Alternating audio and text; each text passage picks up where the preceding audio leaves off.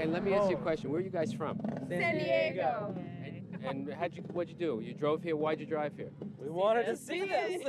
Harrison Ford and Mark Hamill and Carrie Fisher and Billy D. Williams are here. When you watch the movies, you can tell that they were made by people who really cared about what they were doing. Seeing this part of it filmed, and there's all of the props around, and there's people lying on the ground, and it's all cruddy. But you know that they're going to take it back and put in the opticals, and it's going to be totally different. I mean, so we're all in Tatooine right now, so that's terrific, you know. By the time all 9 films are done, it's going to be like, I mean, I'm afraid to see what you guys are going to come up with. It's going to be amazing.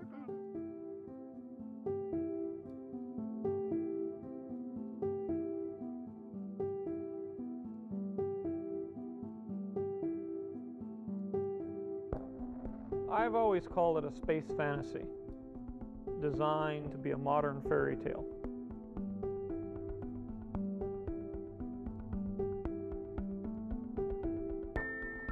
Hopefully, it will, justify it as a series, make you say, gee, what happens next?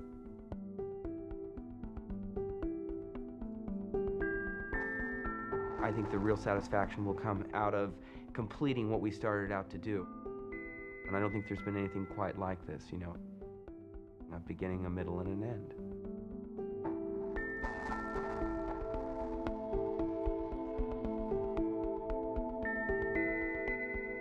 It is the final chapter. It's the big finish. So all stops are out and it's all go.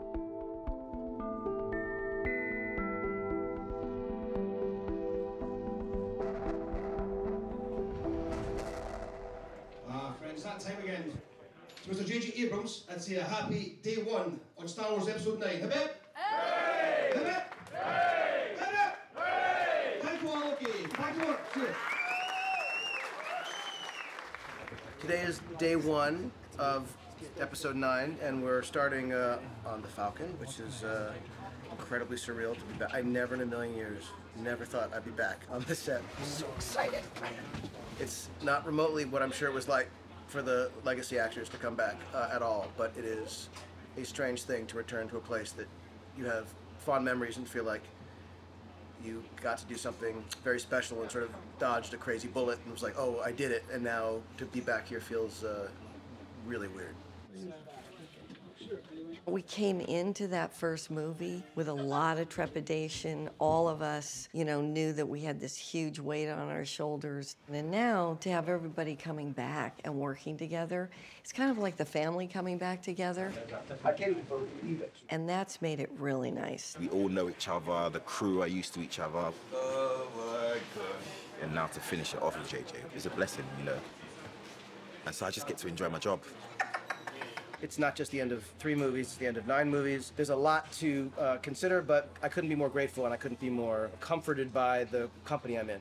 I come to Star Wars first and foremost as a fan, so I have extremely high expectations. And the world of it means so much to me that I'm not easy on it. And so we haven't been easy on ourselves. This is the creative faces. The creative people trying to come to a decision and they do faces like that because that's what they do. That's how we creatively get to a point where we can make real Star Wars decisions. And then, we'll do a thing where, what do you say? I'm gonna rewind this and watch it. Every day we ask ourselves, how do you end the story that George Lucas started so many years ago? How do you end this myth that's become a myth for the whole world? Rolling. Rolling. Moving, and we're flying. Set. And action. Action. The fun begins. How long before you can make the jump to light speed?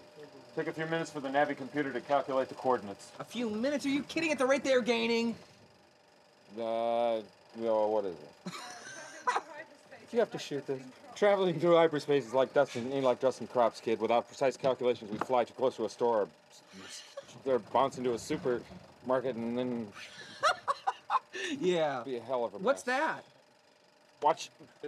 You're losing the deflector shields. Go strap yourselves in. Be careful on the way out. Yeah, sure. I'm taking it very cautiously. You go away. Bounce too near a supermarket? It's a righteous challenge, you know. I think for the last movie, there is such expectation and such investment in these characters. Where are you skipping to, Poe? Scary places. Roll! Seeing Poe and Finn and Chewie in the cockpit has been an extremely fun and sweet start. And now we're doing a quick test with Daisy. It's so pretty, the thing. So nice. No, it's not. We're just kind of trying to finalize the look. I haven't seen it. I mean, I saw the rough. I like it. An outward reflection of my inner soul. What's going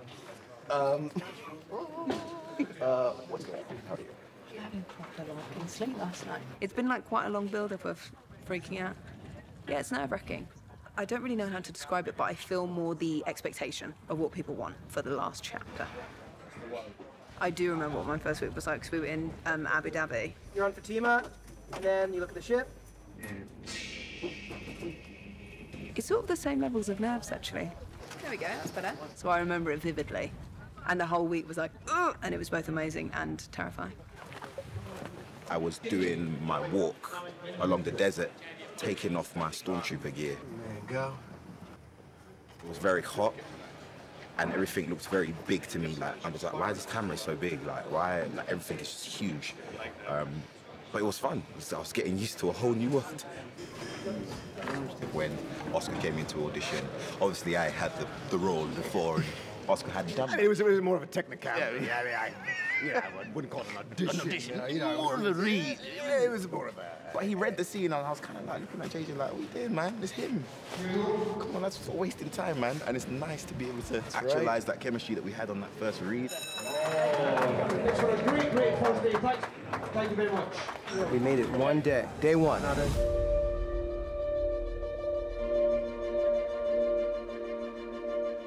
It is my honor to be the one to introduce back to this universe Mr. Billy Dee Williams. I'm quite pleased about this whole situation, coming back as an elder statesman. Will you die in the movie? No, not yet anyway. No, I understand they want to carry this character on, and continue. I think he's going to be part of the heroes, you know. Well, look at you, a general, huh? You look damn good. What's wrong with that? Let's do it. Go backgrounds. I love the whole idea of a movie like this because it talks about the classic question, you know, about good and evil, and what prevails and what doesn't prevail. There's some things to gawk at. Trust me. You said it, Chewie. One last time. Steady, Apple, take one. Gonna use your help out there. How'd it go? Not well, actually.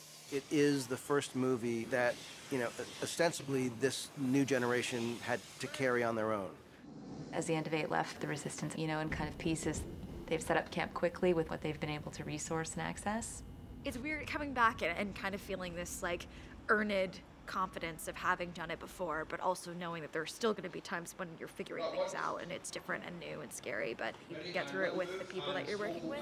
I love it. I like it too. It's really good. Jonas coming through? I say hurry up. Making JJ laugh is my #2 priority, you know. Get the shot, nail the acting, make JJ laugh. Go background.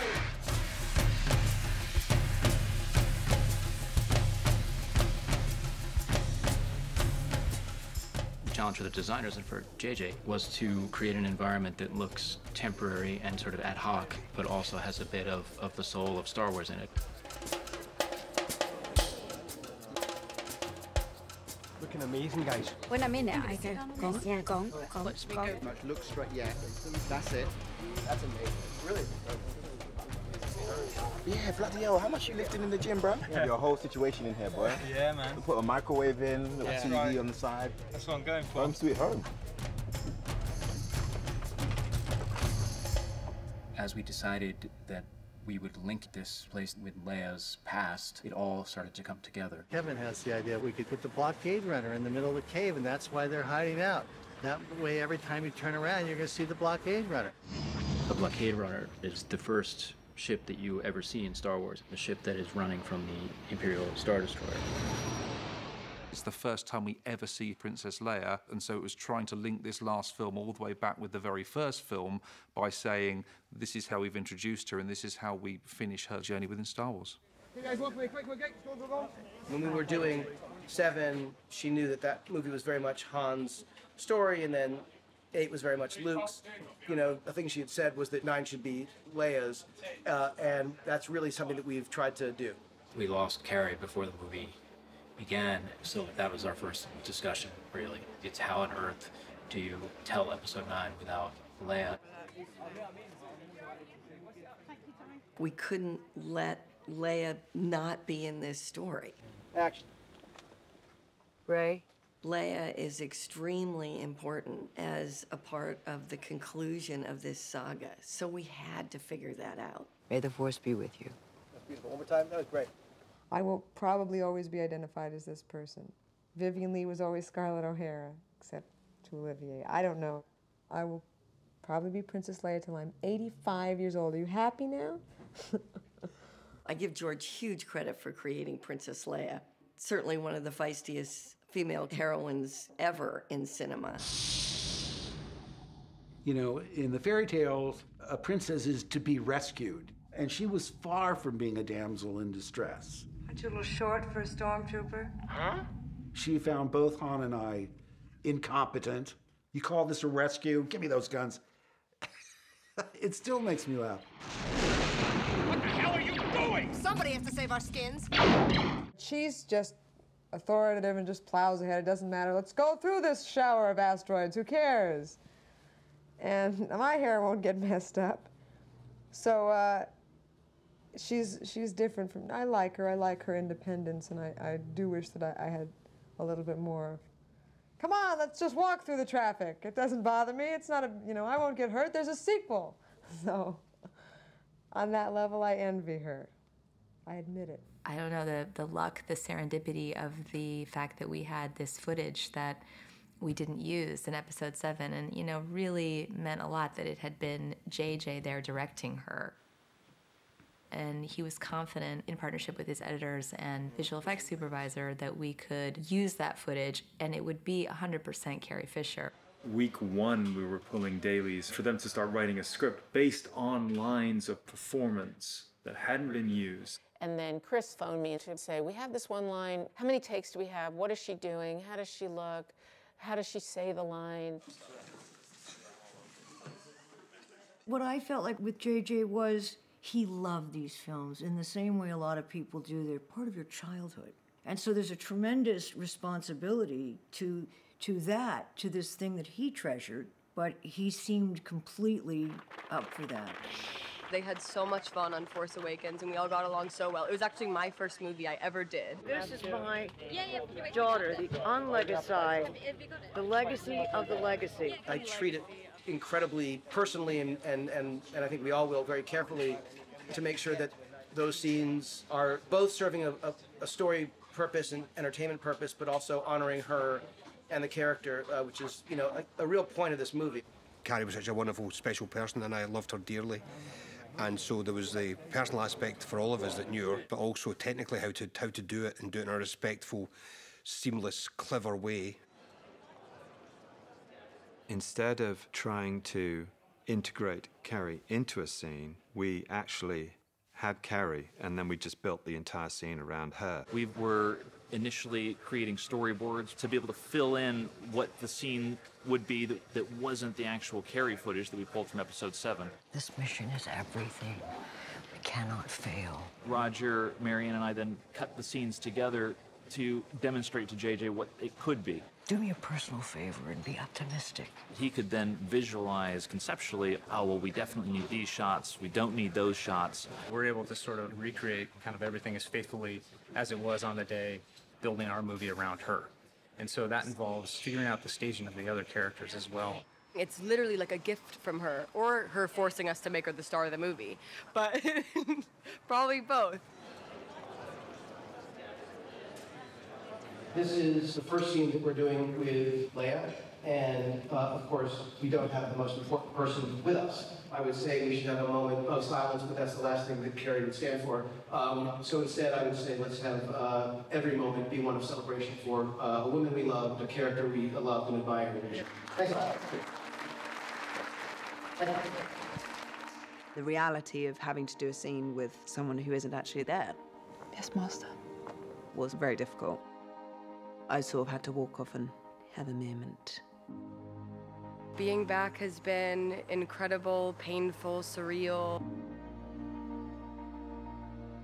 All of the adjectives that you can come up with, probably I've felt.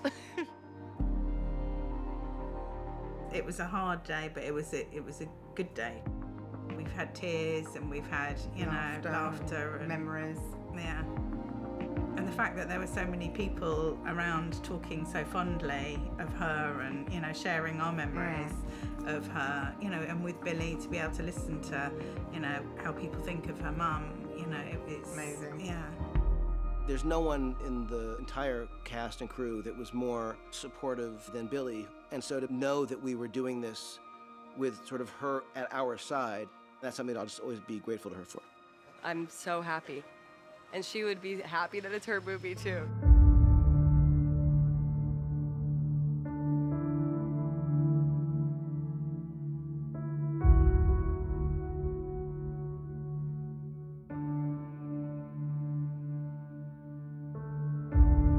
We asked some really exciting questions at the beginning of this as far as Leia's force strength.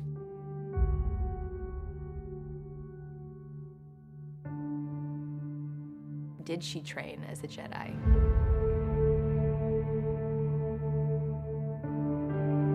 And the decision to make her part of that story was a pretty exciting one to us.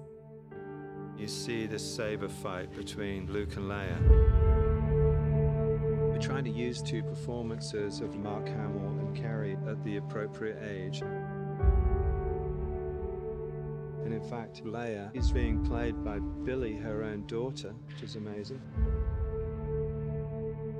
There was this idea in Return of the Jedi that there is another, and of course it refers to Leia. And we thought that was kind of a promise that had not yet been fulfilled. So when she says at the end of episode 8, we have everything we need. It felt like the perfect transition to this story where we come in and discover that Rey is continuing her Jedi training, but she's being trained by the other Skywalker. It's fascinating to watch an actress come into a role like Rey and to be 19, 20 years old. Even the idea of getting strong physically, all of that was new. And now as she's emerging as a powerful Jedi, and you're watching her as Daisy actually move through that process, there's an interesting parallel. Bit of dialogue. I went into it knowing that I wanted to be healthy, doing stuff that literally feels good for your body. So I was sort of combining a number of things. So I was doing essentially bodyweight training 5 days a week and then kickboxing twice a week. 1, 2. On guard, dialogue. I took karate, kendo, and did a little bit of weight training. They sort of want to mix that martial arts flavor in with the traditional foil fencing. That's good. All right. Okay. All right. Yeah, we have to rest now. Okay, that's it. All right. I can't talk now, I'm out of breath. Difficult? He's becoming better than Errol Flynn. What do you mean by difficult? This is unusual. I haven't seen this one before. Then you pull the saber out. Here we go. You know how this is going to go. It hits you immediately. This remote droid is moulded from the original mould from A New Hope, of the one that they used then, so that's exactly the same as what you saw on the Falcon on A New Hope. Sit. That's kind of a good rhythm. Let's do a stab. Yeah, there you go. Yeah, like that. That's what it'll do. You ready? Like it wants to be really annoying. Yeah. There you Try go. and get me going. There you go. That's it. That's it. That's the feeling. That's it. Yeah, that's it. Try and get me going. It is like that, though. That's what it is. Yeah. That's exactly right. Eunice, just a tremendous stunt coordinator, amazing force of nature. She just came across as a breath of fresh air, someone who would attack this with a passion that JJ would respond to. She's done the tightrope going. She gets the ribbon. Now she's running back. 30 foot's quite a big gorge. It is.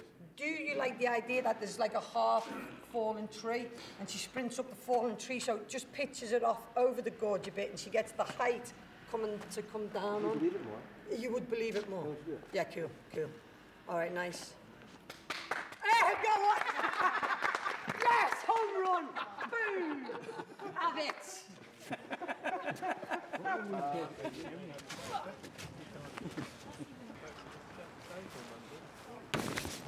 How's that?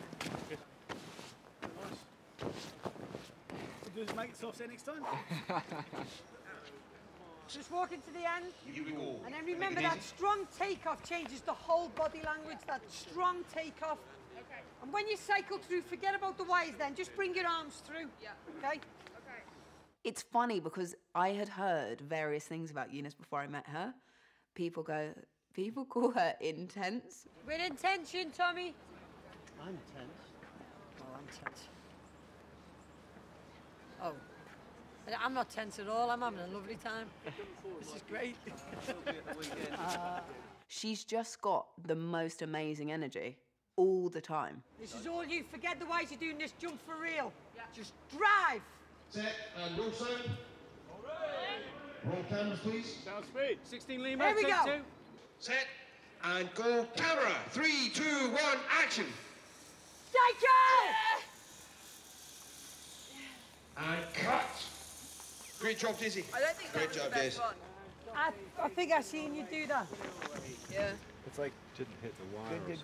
You're weird. Eunice came over to me at one point. She goes, "Do you think you were as intense as last time?" I was like, "That's not the question, is it, Eunice? You're asking me to be more intense. Just ask me to be more intense." She's like, yeah, be more intense. I was like, okay. Set, energy, and go. Camera. 3, 2, 1, action. Drive, Psycho! Good girl, that's the one. That's the one. Good girl. Great job, Daisy. That was great. The excitement on Eunice's face when we nail it, she's just like, ah! I mean, it's just so, you're just so happy she's happy.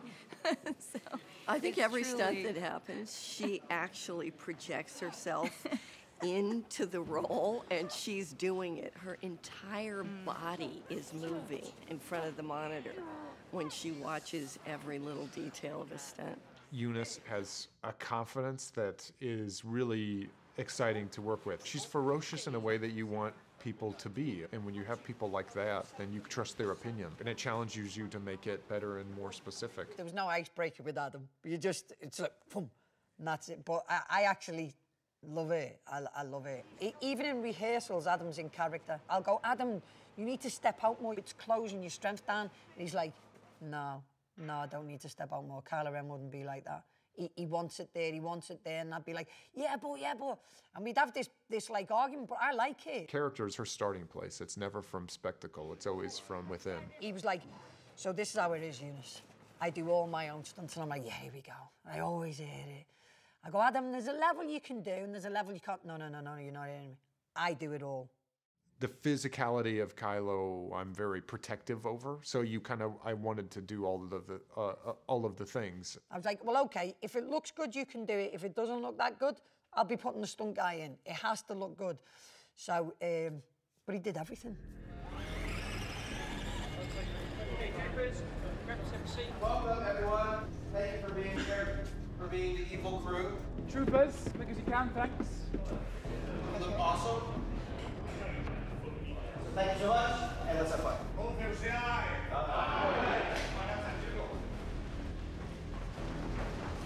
At the start of the movie, you find Kylo the most assured of the choices that he's making, going deeper and deeper into the dark side. The thing that JJ said to me when we first met was that I imagine a journey of a character where it's almost the opposite of Vader. Someone who almost starts the most vulnerable and kind of gradually becomes closer to his convictions, more assured about his choices, has metaphorically and physically killed his father. The unique and very deeply emotional and troubling way in which Han Solo meets his fate helps realize the full potential of the character that Adam Driver plays. What is it in the human brain that gives us the capacity to be as evil as human beings have been? That's what I wonder. I wonder, how can those people possibly exist? Compassion and greed. We all have those two sides of us. We have to make sure that those two sides of us are in balance. What happens when you go to the dark side is it gets out of balance. At the heart of this movie is a darkness. It's part of Rey's journey to confront this darkness that's been there from the very beginning of The Force Awakens. We knew from the beginning that there would be a Heart of Darkness-y structure to the movie, and that this would be about Rey's journey to the darkest place, both in the galaxy and for her. But we had to work a lot to try to figure out exactly what that was, exactly what it meant, how the past would come into the story, how the present and future would interact with that past. The idea came up of, well, what if Palpatine lived on in some way? Within about 30 seconds of discussing that idea, we just knew that it was the right idea, because we knew that this has always been a story of Skywalkers and Palpatines. It's a generational story. I mean, the idea of the story of these grandchildren grappling with the same things that their predecessors had dealt with, it just felt poetic. My favorite scene from the prequels, Palpatine telling Anakin the story of Darth Plagueis the Wise and his obsession with cheating death. And it sits there like the greatest setup of all time. The dark side of the Force is a pathway to many abilities some consider to be unnatural. So it could be this unholy combination of trying to prolong life both through medical means and through dark magic. I love that he already looks like his action figure. I feel I've been lucky for the third time. When George saw me for 10 minutes all those years ago for Return of the Jedi, I was suddenly the Emperor of the Universe. So then to get this call, it was once again a third time extraordinary experience. This is fantastic. This is so good. Is it still insane? It's insane. It's insane. It's actually getting more insane moment to moment. Welcome, young Skywalker. I have been expecting you. It's like he has this instrument that can go from, a whisper to this, mega roar. It sounds like he's got a tiger purring in his throat, and that makes the hair stand up in the back of your neck. This is the full Emperor now, bursting forth, as he always was. And it's clear that although I have the best makeup artist in the business, he doesn't. I hadn't seen him in his garb till on the day, and it was awesome. The way it's described in the script is so creepy and so weird and unsettling. I just want to see Ian be the Emperor again. I'm really excited about that. Look what you have made. The idea that this is an ancient place, a place where maybe the Sith really began in the very beginning. The ideas are not just coming from the script. There's a visualization process that also invokes creating ideas. This feeling is so dramatic, you know what I mean? This like tumultuous, stormy feeling. It would be great to talk to Dom about like what methods we may be able to employ to create that sense of it's a crazy storm. And just do it, in camera. One thing JJ was always impressing on me was the fact that Rey must feel small. We must feel like little people in a massive world. The context of it is I'm under the I'm an ant under the shoe of a giant. When we made these, a man was going to be about that high. Now a man's going to be about that high. So these are absolutely giants. The thing that we're talking about is if we cast someone that we want to see, the mask becomes something that's a choice. And so his putting it on, it's almost oddly a vulnerability. Putting on the mask makes him feel more powerful. JJ wanted Kylo Ren to have the helmet, yet we had to address the fact that he had destroyed it in Episode 8. There's a technique that the Japanese use when they have broken pottery, and they put it back together with gold. It's always very evident that the piece was once broken. Rather than do the gold, we did a bright red.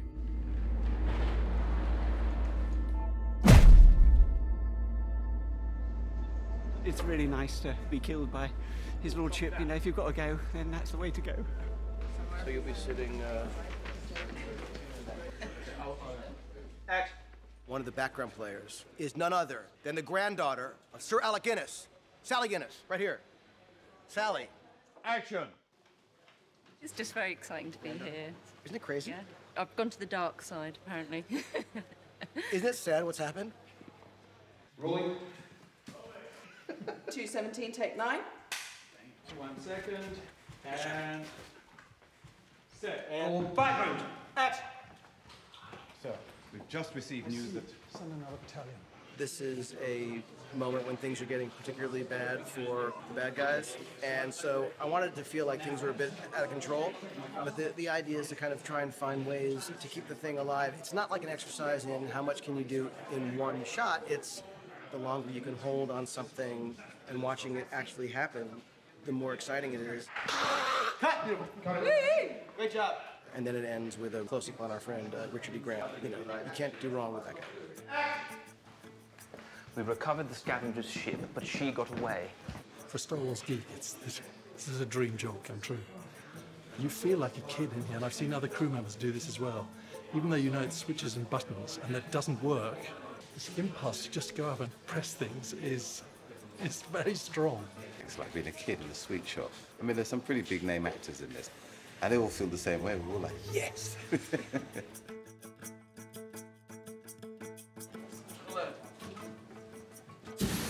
I've said to JJ, can you just pinch me to know that I'm actually here today?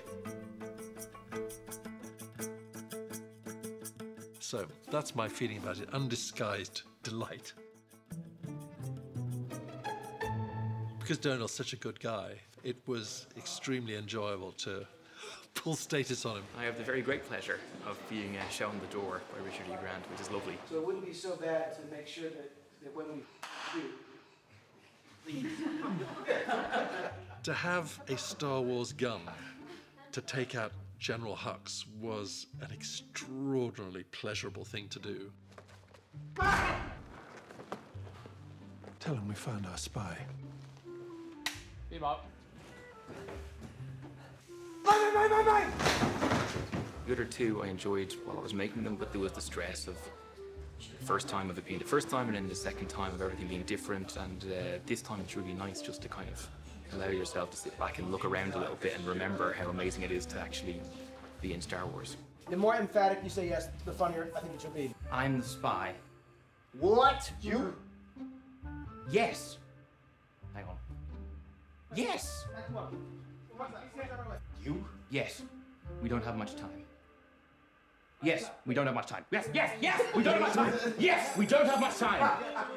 That last one was good. Great job, thank you. I think myself and Richard had competitions to see who could forget their line first. They overpowered the guards and forced me to take me through the ship. Oh, f*** that up. It was a...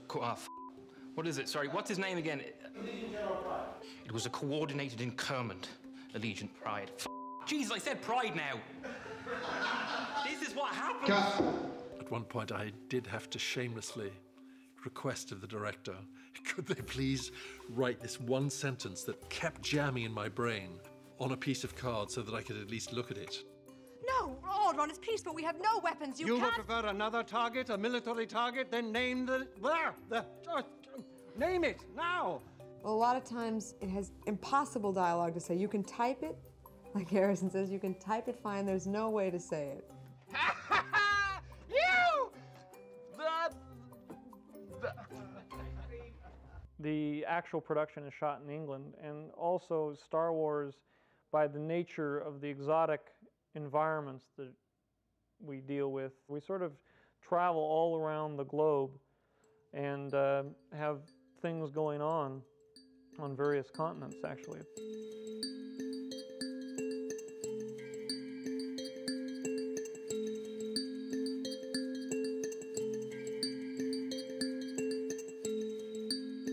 You can name them. You can 1 and 2. Evangeline and Levon. There are no roads here. There's no facilities, there's no bathrooms, there's no power. We will have to play a little because their eyes are magical and they don't want to lose their eyes in a profile. There's no food, there's no potable, drinkable water. When they go to look this way, this one will come this way. We'll lose. So this one could track up over Yes, here, exactly. couldn't it? See, and I see He this could be one's eyeball watching the it. whole So time. maybe that way, a little bit like that. We see him in Yeah. profile. No Wi-Fi, no internet. There's none of that. All right, as soon as we're good in this filter, ladies and gents, stand by to shoot, please. There are no buildings here. There's nothing to age where we are. It's timeless. The Wadi Rum Desert was just epic. The vastness of the place already feels like an alien world.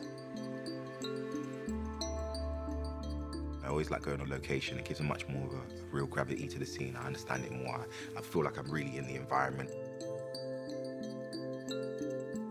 It feels like a proper journey. We were in the desert for the first one at the very beginning, and now we're here for the last one. It wasn't the first desert I'd been in. I'd been in Star Wars since day one, out in Tunisia in 1976. Sand dunes and all that. This was the desert in Jordan that Ralph McQuarrie must have had in mind when he'd painted that original picture of 3PO. These strange, craggy shapes with a kind of miasma of sand below them, so the whole thing kind of melted into one. It was heart-turning. In a way, it was like 3PO coming home. Okay. Am I in there? No one understands 3PO at this point better than Anthony. Oh, yeah. I visited Anthony at home, and he showed me some of the dialogue looping notes from Star Wars, the first Star Wars, and from The Empire Strikes Back. So there are handwritten sheets that say, "I'm not going that way, it's much too rocky." Or the moment in Empire Strikes Back where he says the chances of successfully navigating an asteroid field are 3,720 to 1. But in the original, it had said the chances of successfully navigating an asteroid field are 3,725 to 1. And he changed it and got rid of the 5 because the rhythm was better, Yeah. the way that it ended up in the film. You know, on the other shot, when I says to Arthur, you know, come on, let's go. Yeah. I've already seen them, so they ought to be kind of in the doorway. Yeah. I don't know how you're going to cut it, but That whole end of it is a little tricky. just throw it all away. Cut me out of this, make it easier. He has a way of tilting his head or raising it back that's, it says more probably than a person would do. The face itself has no expression, but I find working with Tony Daniels, who plays the part, you read expressions into that face. To me, he has an incredibly mobile face. He looks quizzical, you know when he's in danger. I can't stop myself making all the faces and smiling or frowning or looking worried. Even though I'm way behind something, nobody can see what I'm doing. But for myself, I'm doing all the actions. And people come up and they take the face and they say, "Oh, I'll try this on." And they put it on and they take it off again because they can't bear it, you know. I don't know, there's something wrong with me that I can put up with it. What do you think? Would you put your head in there? Neither would I. I rather love 3PO. I think he's a nice guy. I think he gets a rough time, but that's part of the magic of it. And I remember at our cast dinner where everyone had started reading the script and Anthony hadn't read it yet. So he kept hearing from everybody, "Oh my God, 3PO's role in this film."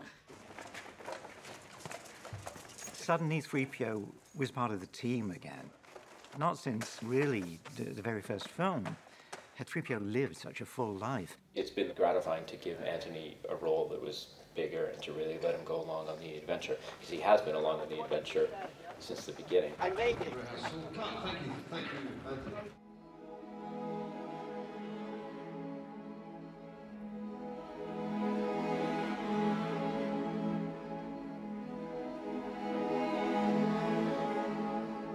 start shooting the Festival of Ancestors, which is truly insane. I've never seen anything like this before. And the amazing thing is, that's literally the line in the movie that Ray says. When you think about Ray's journey through these films, she hasn't seen a lot of joy. She has only seen the hardship of growing up as an orphan, and then she's seen war. And the point of Pasaana, the world that we discovered and created in Jordan, is for her to see celebration and abundant joy. The Aki-Akis were actually a design that happened quite early. But if you bend over and do this, you keep your arms long, I start to not quite understand what the body shape is. You know what I'm saying? Yeah. So if you guys wouldn't mind all just bending your knees and keeping your arms long, you know, and maybe move your head forward a bit, you know? Yeah, that's kind of cool.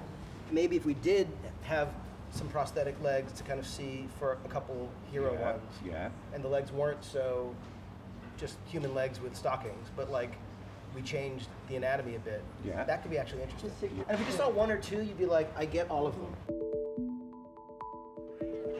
There's a few lines in the script that hint at what this might be. And then when we begin obviously talking with JJ, we begin sketching ideas out and coming up with something that's you know, feels like it may be a desert creature that doesn't feel misplaced here. Baby rhinos, things like elephants, all these things are quite good creatures to look at. And obviously with Michael Kaplan and costume, when Michael started to engage them, the shape becomes a little bit more understandable. Each one really requires a lot of fabric, and so it was finding the correct fabrics. We had to make a lot of trips to different countries just to find the quantities we needed. We found a lot of fabrics in Italy, outside Florence, in these massive warehouses.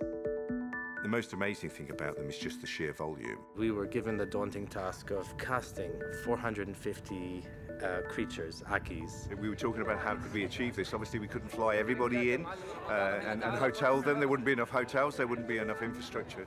So the idea was working with the Jordanian soldiers and local Jordanian people here as well. The first part of today will be learning the ritual dance. Left. Right. Left. Make a noise. 5, 6, 7, 8.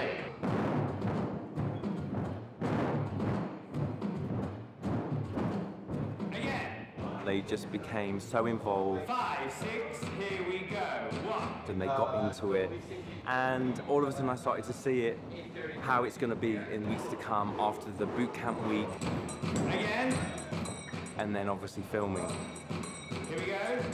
5, 6, here we go. 1. JJ did come along and his feedback was great. He absolutely loved it.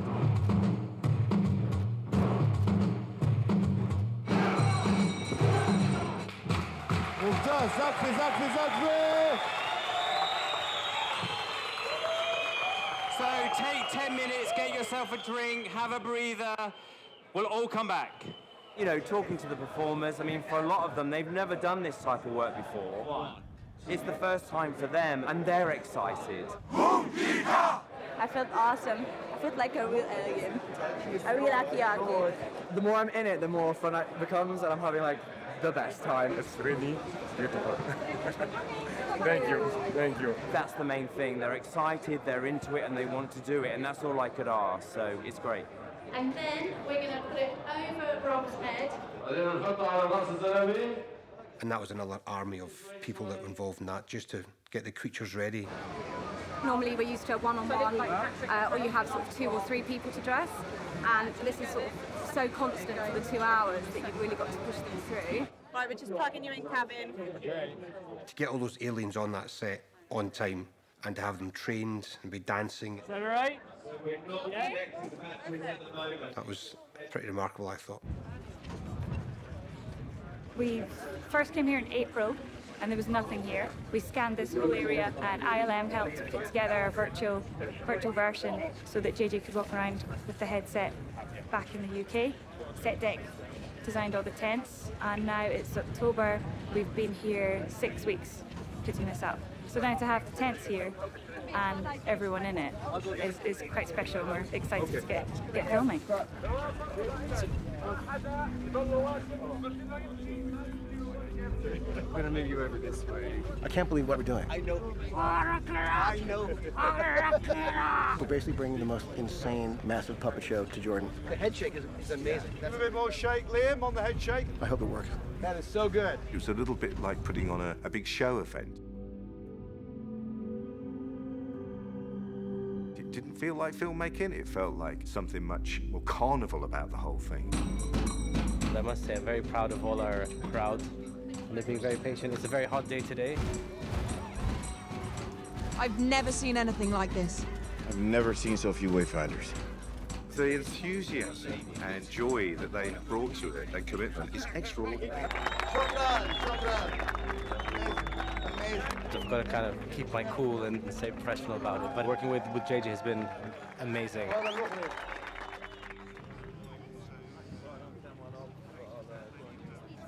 We also did some little Aki children as well, which have a little part to play. And that was very sweet because they were all hand puppets and we literally dug a trench and put nearly 30 puppeteers beneath them. It's a 3-person puppet each one, and we've got 14. So there's quite a lot of us underneath the floor here. Well, they do a sweep for scorpions first thing in the morning before we get down here and scare them all away. We did see some scorpion tracks in the sand the other day, so that was quite exciting. You're actually seeing a kind of version of the world of Star Wars in one area. What you're seeing is a galaxy that is worth fighting for. You got the gun there, like that, you're training it. Just literally relax and let it all go. I was shot by Chewbacca in The Force Awakens. And now you're going to be shot by... Lando Calrissian, apparently I've been told. I don't know if that's true. Just imagine that the second here, Yeah. now the lights are out, everything's flashing. I hope that that's true. I sort of gradually worked my way through the entire cast. Maybe everyone can have a go. Action. Pretty good? Yeah. Stand in sand there. Almost. That'll be all right. No, that was pretty good. Yeah, okay, good. Yeah. All right, so if I can just do that. The stormtroopers have discovered us, and we have to run away. Easier said than done in my case, of course.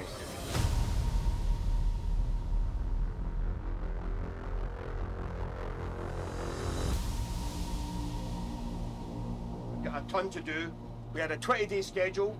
We decided to make it a 16-day schedule. The work hasn't changed that significantly, so it's not easy here. You see all different departments working really hard in can be some really quite challenging conditions. Well, it's quite dusty. Hot. And then, you know, you have your occasional dust. It's quite hard to work in the desert. Everything takes a little bit longer. That pesky sand and the wind get in the way. My name is Ali. This is my first production. And I just want to see Chewbacca, man. Chewbacca, holla at me. I love you. I love you. Oh. Ladies and gentlemen, Jonas, scoop the Jonas.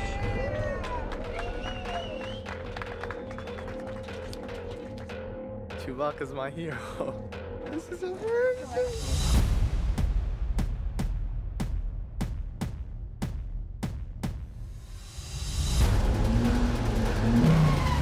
Our bad boys end up going that way. It's an amazing exercise to do second unit, I gotta say. Attack it as it changes, be malleable. We are doing a really exciting explosion where we have 3 cameras. All right, here we go then, guys. We're shooting. We kind of only get one chance to get it right.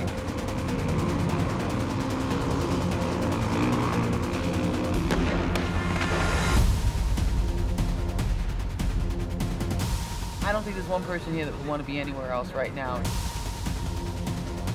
I'm pretty sure.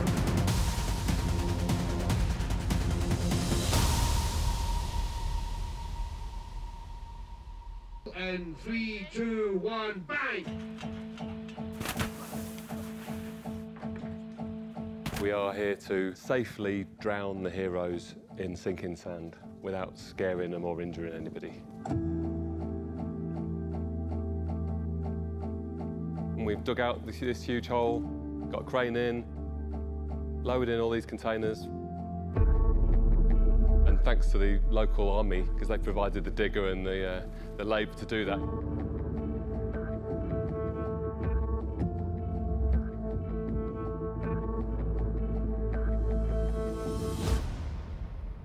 there's various rigs involved, one of which we can literally drag them all the way under, so they're completely covered in the material.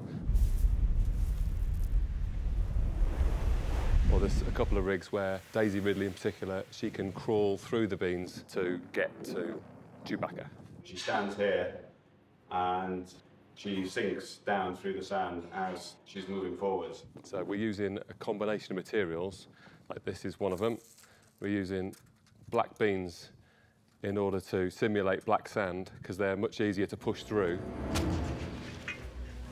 1, 2, 3, 4, 5. And the black. See, it's easy to find the set because it's all the black sand here. Black beans, no one goes in it. Okay, apart from the effects team and the stunt team, there's very detailed protocols that Dominic has for how we look after the actors. What the hell is this? Sinking fields! Try to grab something! The beans would just come and cover us up, and you have to kind of hold your breath for a little bit, you know, until they said cut, and then they would lift them back up and you'd breathe again. And that was a little freaky sometimes. Hi, John. I liked him. 1, 2, 3, 4, 5, 6, 7, 8, 9, 10. Well done, man. Well done.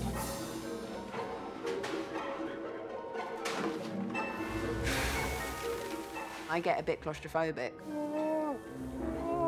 I remember coming through the first time, and you sort of have to hold your breath, and like panicking. I got stuck in the air bubble. Everyone good?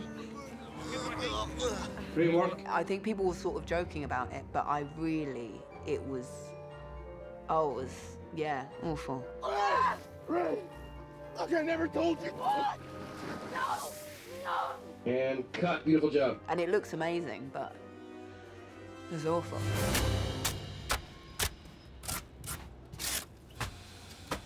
You go into a sort of quicksand, but then you end up at the underside of the quicksand, which is something JJ's always wanted to do. What's underneath all that? So good on it. This is like the thing when you're a kid, you know, you don't quite know where it goes. It doesn't go down forever. And then essentially, as you always are, whenever you do something like that, you're in the subconscious. Now you learn things. What do you learn? You learn what happened to her parents. You learn about her ability to heal. Even when faced with something that could be perceived as threatening. And you look and there's a snake, a giant snake, a huge, scary giant snake. Oh my God, and it goes out. And Anthony. There are so many new characters and situations and effects. I thought they would have used them all up on the first Star Wars. And, you know, I arrive in the studio and there's something quite magical to see, and some new monster. I saw one today, great sort of splodge thing. And it's, of course, great fun to act with all that, and it's very stimulating.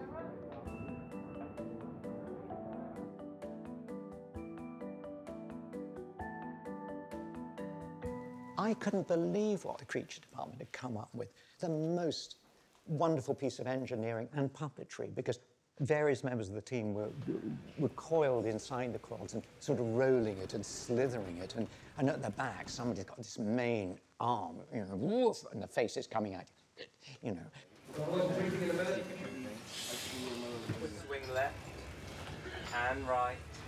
Being like a big multi-person puppet, we all have to work in synchronization with each other, and if one of us is out of time, it kind of throws the whole thing off, and it can look a little bit clunky. So yeah, we all have to kind of tune into each other and really feel it.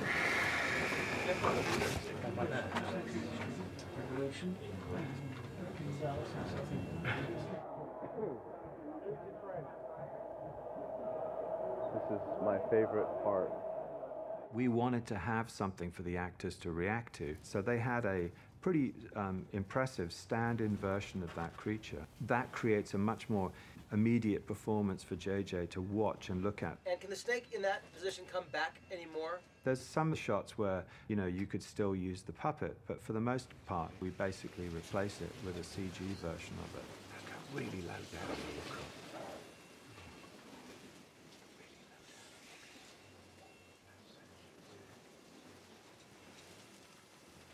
you can sort of be like, it's sort of taking something out of you, but you're kind of focused on it. And then it could do the inhale.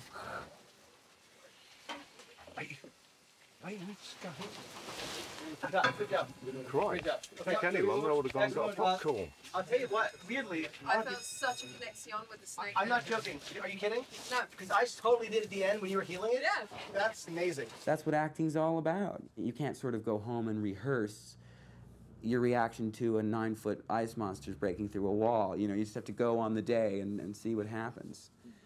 But it's never dull. What? I'll be right behind you. It's fine. What if your sort of soulmate in the Force was your enemy? As she's walking out, we'll sort of arm out as we're extending. Circumstance pits them against each other, but the Force bonds them together. You'll walk out basically maybe this direction. Yeah. And the saber is in your hand here, yeah. So try the turn the other way, please. That's actually probably better. That way I get the saber coming across camera. Yep. You know what I'm saying? Yeah. They understand each other almost from a point of view of fate, and yet fate has made them enemies. And 3, 2, 1, go. Got it. It would be cool to do a couple versions. One that's more determined, one that's more afraid.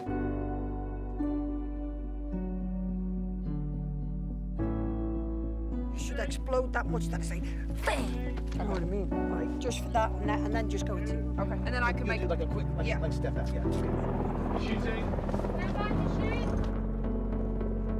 Because of its luscious nature, there's nothing like watching film, seeing that the exposure is right, that everything's right. 3, 2, 1, go. I love shooting things practically. And cut, great job. That was great, Dave. There's just a reality to framing something up and how the camera moves. And if she lands here, we should be good for Carlos and for you. Lovely. Let's get the drone up in the air. Thank you. Here we go. And 3, 2, 1, action.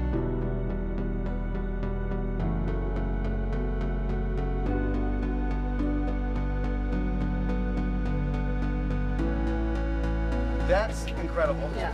Could you play A at 60 frames? It's tougher emotionally than I thought it would be.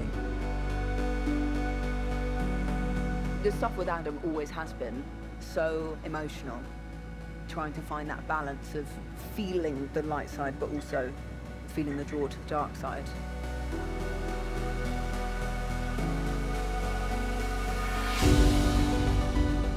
I love my life. I love my job. It's beautiful. I'm so excited.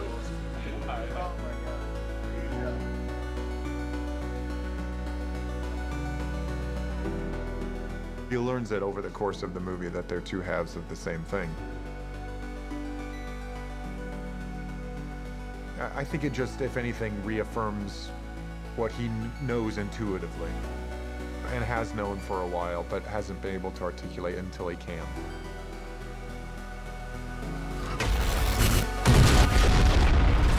Ow! Ow!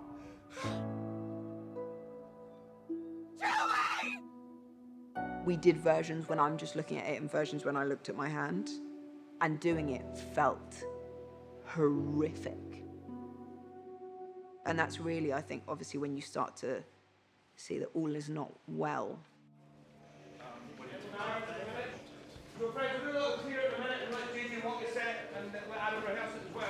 When they finally have this confrontation, despite it being this battle seemingly to the death, he clearly has interests in her beyond just killing her. There obviously have been questions for 3 films for Ray that have culminated in this, and it feels, having done it, that it was the only way she was going to get back to herself, is answering those questions that are like lingering. Looking down at the blade, coming up with her, and then over her shoulder, keep standing there. That was the thing I said to JJ. I hope Adam and I have some stuff together, because it's nice seeing the differences. I don't want it to feel like episode 8, Ray and Kylo. So it has to be beyond then. There has to be rage there, but also there has to be sympathy and understanding and actual connection. Adam, turn Clockwise, I guess? A little more, yeah, like that. And then days come to your left and touch more.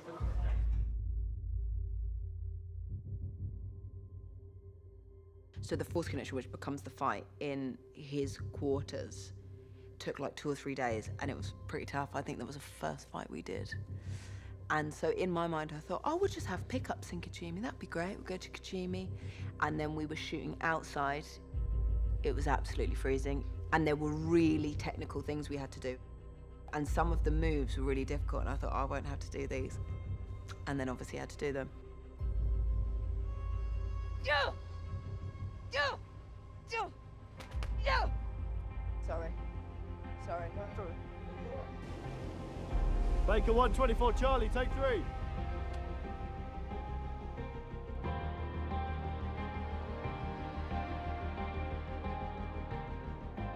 I was nervous about the fight because he's enormous. That was really my main worry. But then once we got into it, it was pretty cool because it's more like a choreographed dance.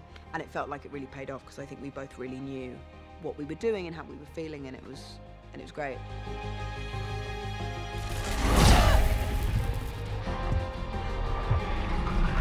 They sold you to protect you. Stop talking!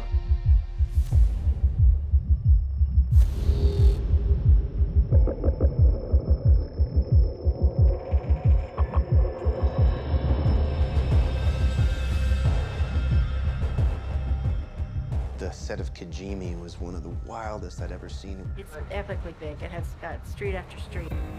It's like stairs leading to stairs. The walls were easy, the windows were easy, bloody roofs. 400 construction guys. It's like running an army.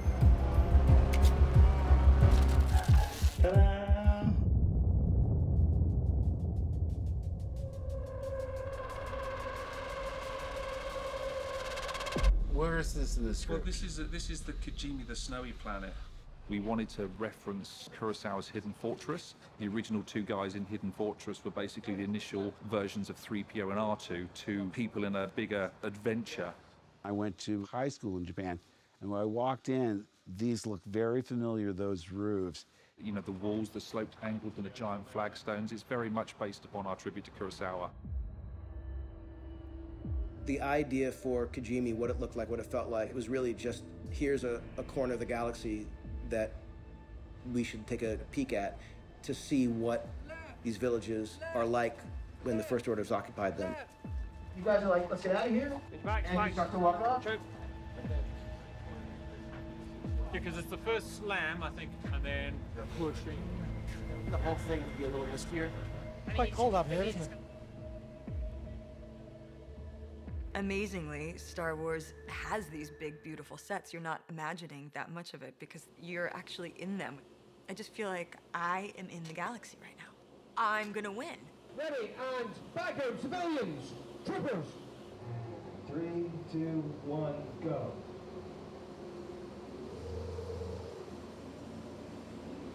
We knew that we wanted to learn more about Poe, we wanted to learn more about Finn, but the challenge was to do that without stopping the film. Sometimes it takes a couple tries, you know? A couple tries. A couple tries, you gotta... No damn couple tries, I was like 29. Was it? Didn't feel like that much for me. They're everywhere. We gotta find another way. There's an Arthur Miller quote, which is that every drama is the story of the birds coming home to roost. And I think that's somewhat true for everyone in the story. Poe and the way that he left things with Zori comes back in the film. Heard you were spotted at Monk's Gate. Thought, he's not stupid enough to come back here. I love that we get to go back to when he was a young, scrappy guy. Poe and Zori have history. Okay, well, you had a little moment in time there where he was caught up in the spice ring. I think they were like a lot of people in Star Wars. They're surviving in the only way that you can. You were a spice runner? You were a stormtrooper? Were you a spice runner? Were you a scavenger? We could do this all night. You know, She takes a guy out. No, just for the chance to win it. And then that's the end of the show. She's just really cool. bounty for her just might cover it. I have 3 kids, but there is nothing I have ever done that my son has thought was cool until this. So, JJ, Yes? It will be the twirl on one and the pull out on action. Okay. So, Carrie, the gun goes up on action. 2, 1, action!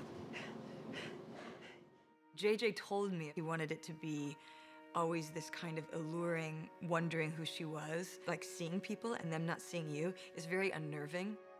And action. I've saved up enough to get out. I'm going to the colonies. You want to come with me?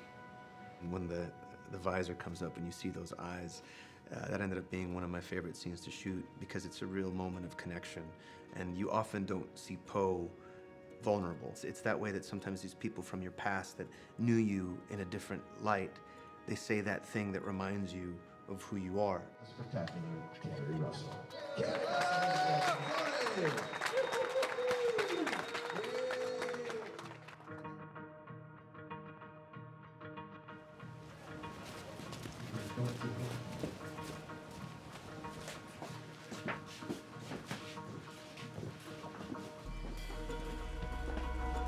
So we're in Babu Frick's droid shop, and we've made hundreds of robot parts in the set deck and props department.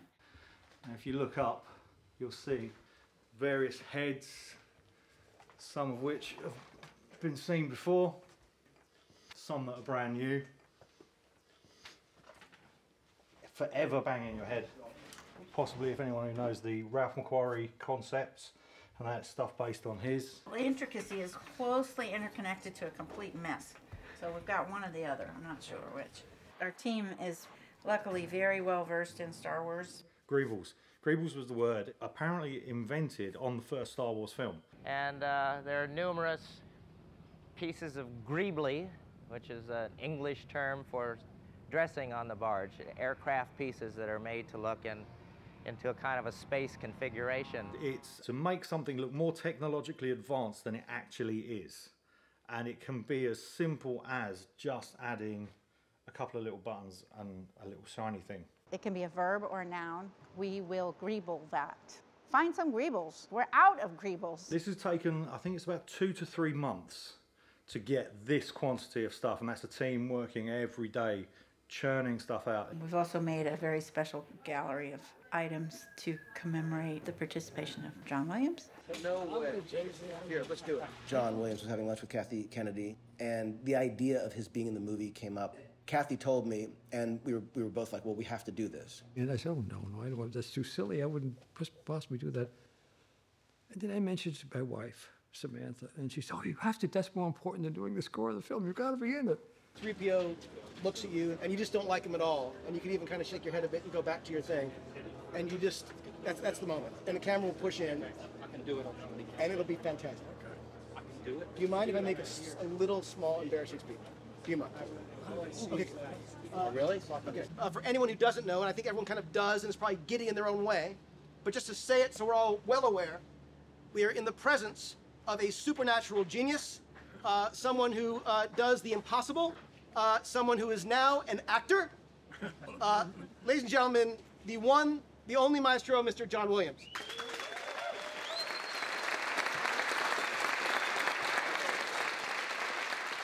40 years, this thing. So we're going to play now the last piece here, which was the first piece then. In 1976. 1976, when I was 12. Okay? And it sounds like this. 1, 2, 3.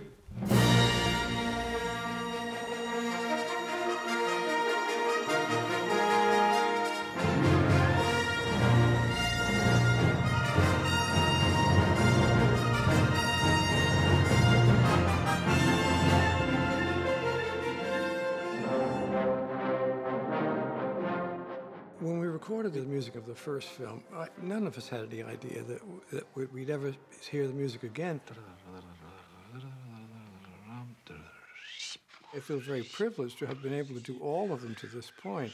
I don't think there's anything quite like it in the history of film. We have the opportunity over decades to take the same material, use it again, and add something to it, and revoice it and rework it. each and every time there's some amazing theme, something that in 3 notes, you know exactly what it is. The music he writes is so profoundly good and impossibly moving, you just can't believe it didn't exist before you hear it. It's very strange, his superpower. And equally amazing is just his nearly insane humility. Like, he writes something and then he'll conduct it and it's just, you're crying, and he literally turns around, he looks at you, he's like, is that good? It's good? Yeah. Great, let's go on. All I can do is put notes on a paper with a pencil, you know, and it stops there. And I need an orchestra to play the music, and it stops there. And then you need to have the third element, which is the audience, sending back what they send back, and then that completes the circle, and that is what musical communication is about. Watching him work is amazing, and he's such a nice guy.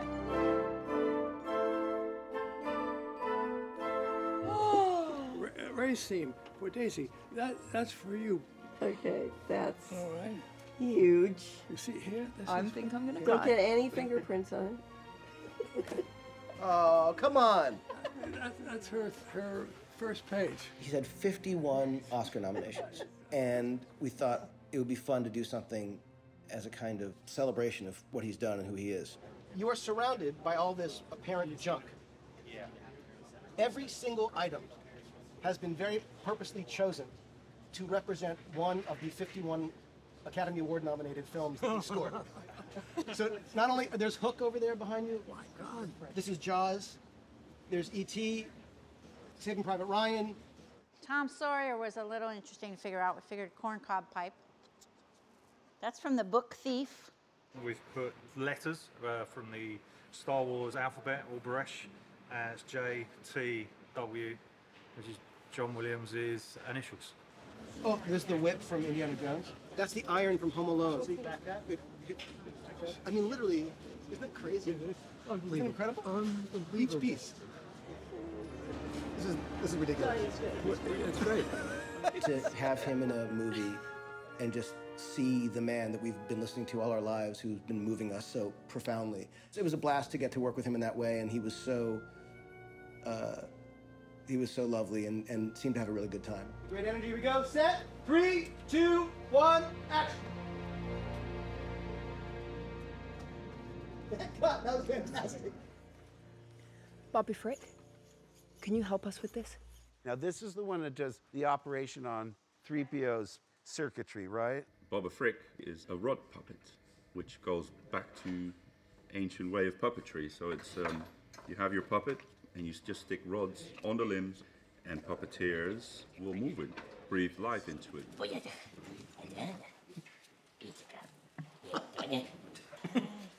That's great. So that's the simplest version of him. But obviously we would mechanize the fingers and the toes and the face and all of those things. Oh my gosh, look at that. This is particularly small for an animatronic head. I'll bet. So we're going in this tiny head, there's 13 microservos. And they're all individually powering, just so we can mix it up a bit. You know, on the original films, I was never in my dressing room. You know, when I wasn't in a scene, they always knew I'd be in Stuart Freeburn's shop. I remember Stuart whipping up the green foam that they were going to pour into the Yoda mold. He said, "You want to pour some?" I said, "Yeah." Are you kidding me? The most complex one, the most sophisticated one is the smallest one, that is the Yoda. He's only 2 foot high, and of course he has to have all the animation that's possible to give him, which is difficult on such a small creature. He could even steal the picture.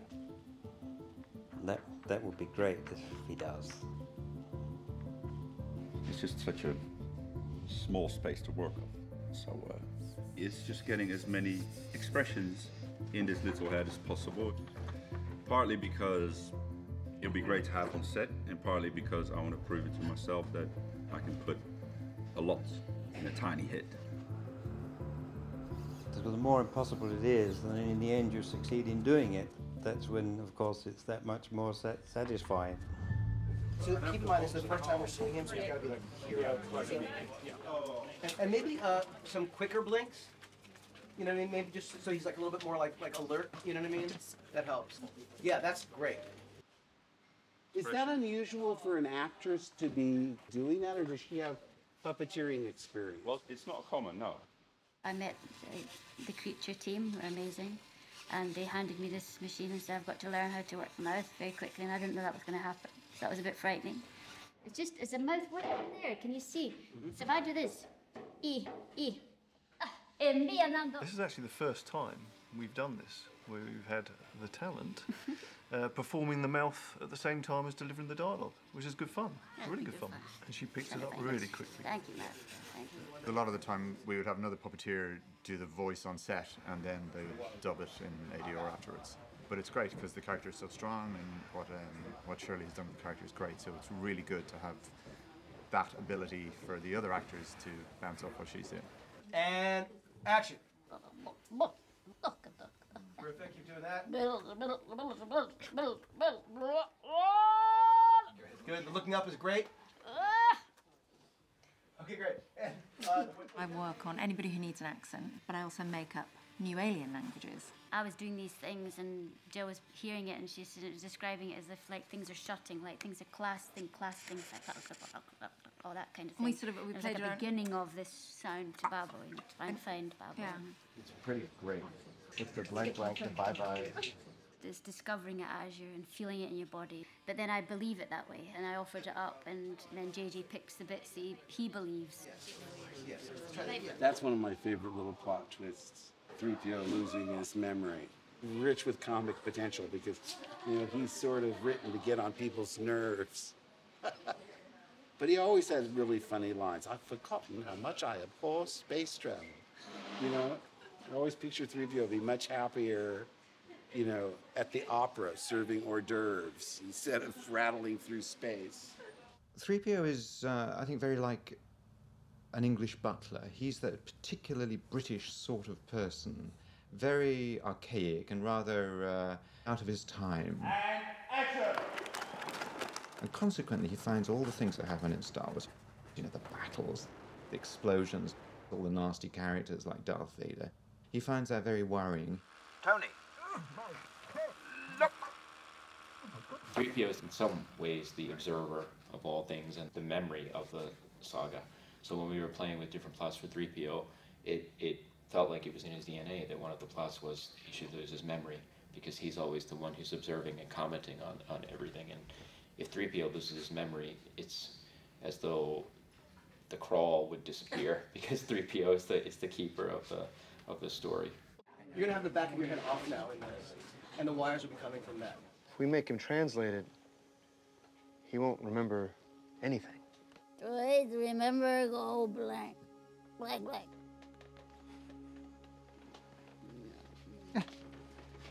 If this mission fails, then it's all been for nothing. All we have done, all this time. Often Star Wars characters sacrifice themselves. I mean, think of Obi-Wan Kenobi. He went to battle the dark side, Darth Vader, and sacrificed himself for everybody. And now 3PO's doing the same thing. And he's not too ready to do it because he's going to be destroyed as himself. There'll be a spark, which you'll probably hear. Yep. As soon as you hear the, you can just, action, working. 3, 2, 1, spark!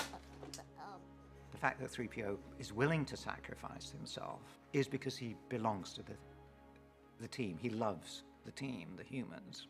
With 3PO, I think he's one of the more human characters in the film. Might I introduce myself? I am C-3PO, Human Cyborg Relations. And you are? Okay, that's going to be a problem. Hello, I'm Bubble Freak.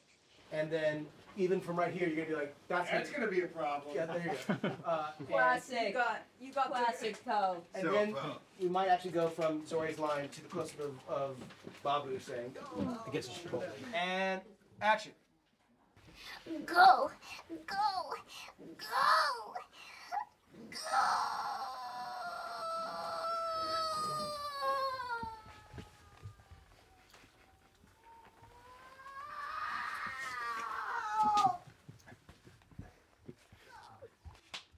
Sorry, cut. Oh my God, it's ridiculous.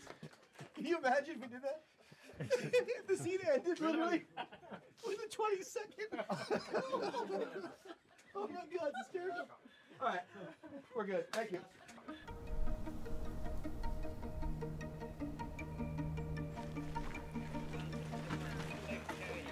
Morning. Hey, good morning. How's it going? Good. That should be all right. It's just the biggest thing I've ever seen. It's like more people than I've ever seen concentrating on one thing at a time. But it would be up there a bit, just because of the scale of it. Yes. If you look at it from, I think, a wide shot, you'd see an arc. Perfect. Okay, great. The atmosphere is just so friendly and like welcoming. It's backwards. Oh, you're saying, and you're looking into it. It's also really lovely to see the whole cast come together and to know that I'm like the new girl, but like part of that same team, part of that same family. It makes the bigness of this film a little bit more personal. First positions, please. All right, here we go. Ready, set, and go. Jana, action. Action, horses. Rough landing. I've seen worse. I've seen better. My first day of Star Wars was definitely memorable. It's like a stimulation overload. It was just like all of the things, like so many people, so many animals, so many flies. All the flying ants rise up from the ground and decide that it's their time to, you know, do whatever they got to do in the air. Them bugs, man. It was funny on set, you know, when stuff like that happens, we all kind of just react in a normal way, laugh by it, and keep on moving. They swarm you, then ate you. They were stuck everywhere.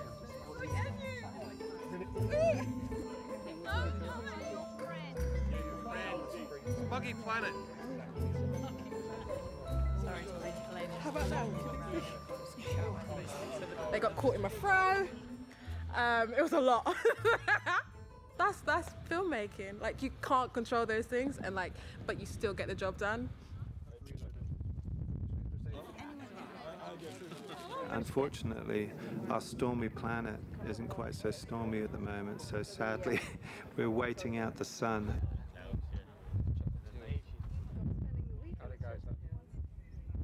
Just the practicality of working under those conditions, you know, there are different issues that creates, challenges that you know you have to overcome. Hey, so we're going to give up on this shot because it's never going to get cloudy and it's going to keep getting more and more floodlit.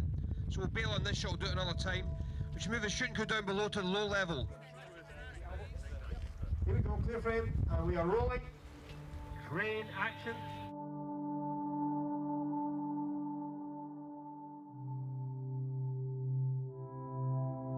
Seven of them are heading up the hill.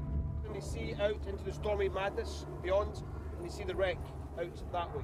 One of the ideas JJ brought back to episode 9 that initially he had thought of in the early days of episode 7 was going to a crashed piece of the Death Star.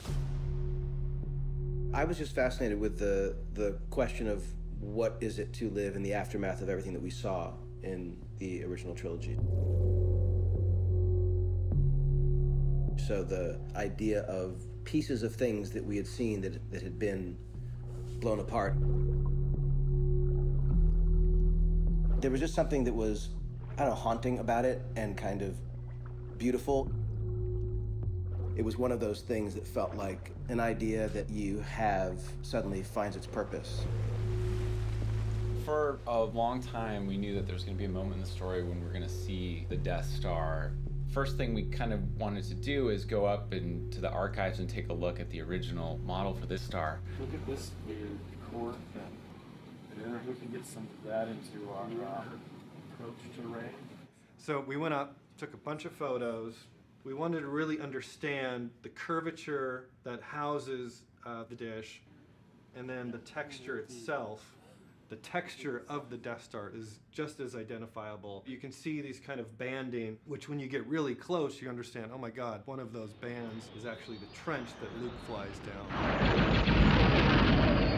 We came across a really big issue in that it is completely ridiculously huge, and found out that it was about 90 miles across. It's too deep to fit in the ocean, it's too tall to fit into the atmosphere.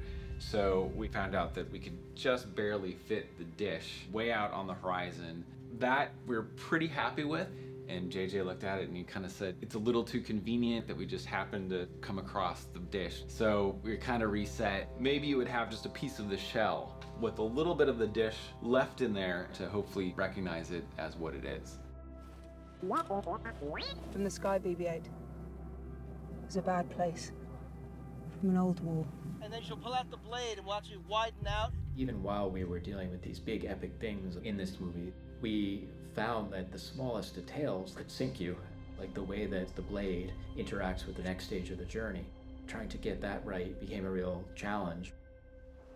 This one here, you was talking about being on leathers or, you know, so when it was flat, you'd, on the sunlight, you'd literally see all the way through it. It could just be much more simple slab or tablet.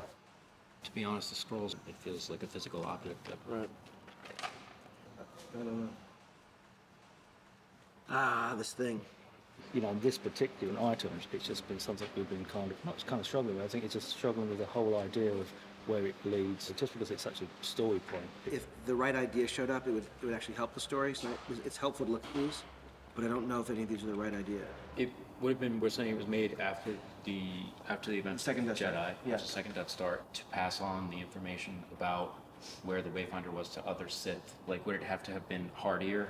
Because, you know, it would have had to pass from hand to hand to hand. But it's like this. We've all seen knives that have a shape. If that cool design happened to have a function, it was a map. What are options for ways that things could be pulled out from, or extracted from, or removed from, or adjusted on a knife? I mean, I was imagining sort of something where it's like, if this came down, it would be one thing. And I just love the arrow. So you go, that's where it is. That's cool. Sure.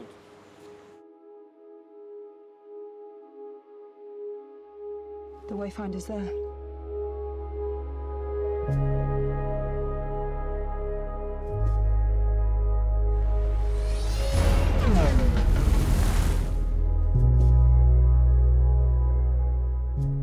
So for the interior Death Star, JJ wanted this to sound like this creepy haunted house. Scary winds, creepy metal creaks, weird whistling sounds. And so we just kind of by accident happened to find this structure that was made out of shipping containers. So it was a really windy day, and it was the craziest sound when we were inside, all that metal and creak and banging. It was like, oh, this is the Death Star. This is exactly going to work for the Death Star.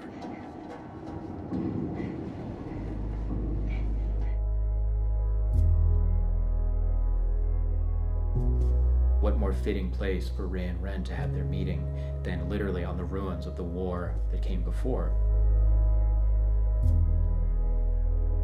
We thought, well, surely the place that they have to meet is in the throne room, which involves both of their grandfathers and involves their shared history.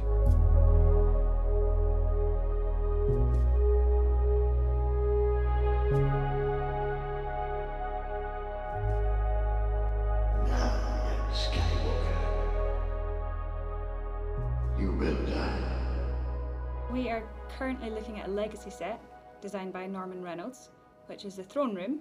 It involved building it all pristine originally from the original blueprints and then destroying it. We managed to fish out of the archives some of these blueprints, original drawings from the original set build. And from this, I was able to recreate this in 3D. So we created complete models of the original throne room. So this mezzanine level here, we imagined that it entirely collapsed through. So you get this really nice full view of the window there, which is all destroyed.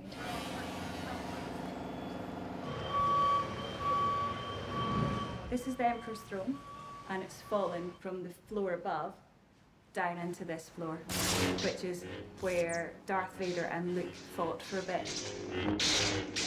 When you're building destroyed sets, it's very hard for it not to look fake, like it's been cut with a saw. So Claire drove over it with a forklift. I drove over panels to make it look better, yeah. Let's try one, please. And you can see it in everyone's faces when they walk on that set. Let's walk. In the throne, they're just like, can I sit on it? And you're like, no, you're not allowed. What was never in the original films is a secret vault room, accessed through his throne room.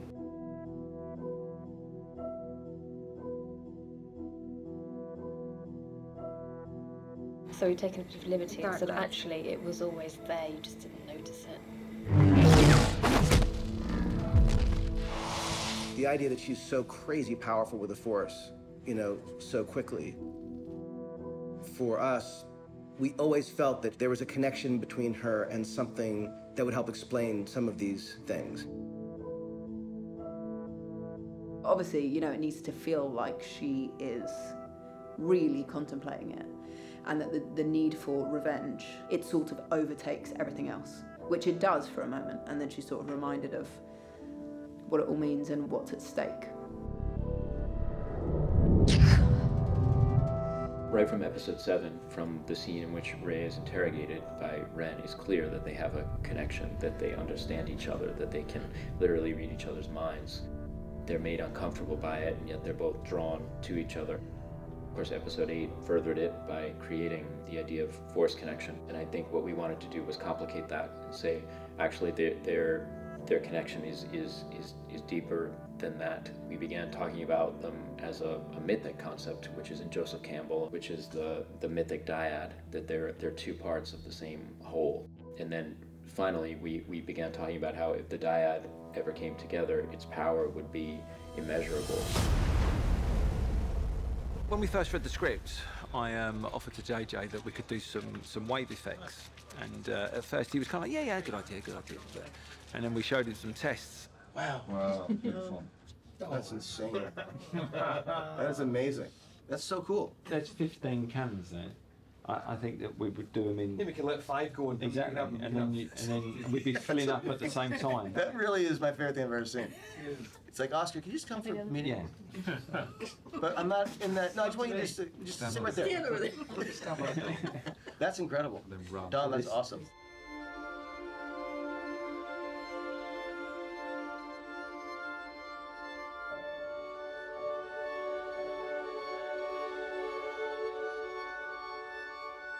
We knew that there was going to be a central fight, and we wanted it to be the saber battle of all saber battles. We really started thinking about making it as operatic as possible and sort of reducing the scene to just them and the elements around them, so that the epic quality of this duel would be matched by the surroundings. Girl, let's go. Come on, time to go. The fight felt so ferocious.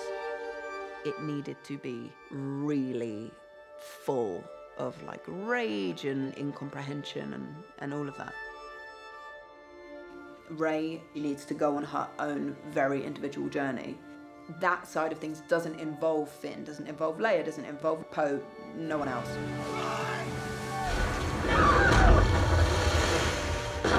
The thing that became more challenging is we were being doused in water cannons and it was November in England. The water would come. I would be like, I can't breathe, kind of cold. Hot water bottle. It's freezing. But that was fun. It was really physically exhausting, and you were like wet and soaked and cold and on wires. I loved it. You know, it's like how many times are you going to get a chance to do that? I did want to murder Dom Special Effects because there were a few times where they said no water cannons. And when I say mid-scene, literally a dump of water on my head. I remember watching the top of the water just starting to come over. And I watched it like slow motion as it rained down on Daisy. And the true professional that she was, she carried on, but I could see in her body that she kind of tensed because it was gold. And as the water settled and they said cut, she shouted out very loudly, "Dominic!" Of which I didn't want to be on the set at that moment in time. But then people really thought I was really tough after that. And JJ was like, you have so much crew respect, so it was great. It was actually my birthday one of those days. I don't know if that means anything. It's not like I wanted to kill her more because it was my birthday. But it was really exciting. You know, huge water cannons are shooting how many thousands of gallons. you're exhausted, you're tired. It's like, it's great. That's what you kind of hope work is.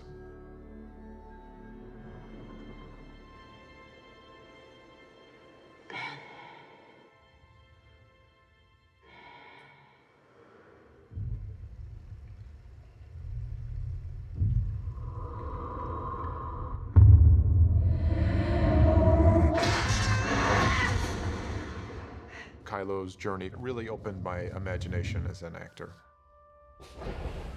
Things had come to almost full circle with him. For the first time, someone had shown him what I think maybe he perceived as a huge act of generosity in spite of what he had done. Someone like kind of reached out when no one else had for a long time.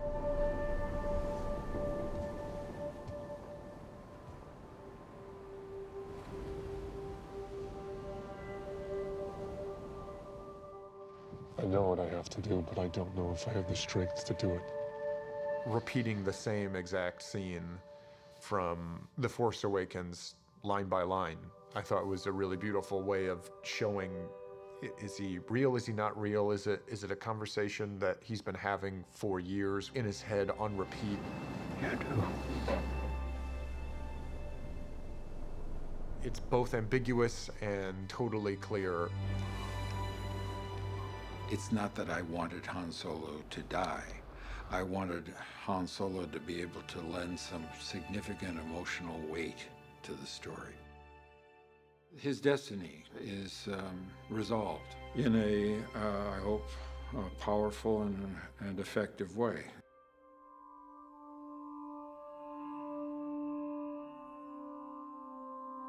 The theme of redemption is important, not just in Star Wars, but in life. I mean, no one's perfect.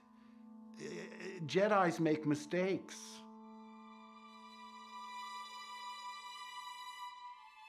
I think it's comforting, the idea that despite having done wrong, either intentionally or unintentionally, they're able to right those wrongs and be forgiven. It was probably nice for Mark to be more like the Luke of old, which I think JJ felt like he really wanted that. It was nice to feel, and even in the scene, to feel really comforted that, like, Luke Skywalker is here.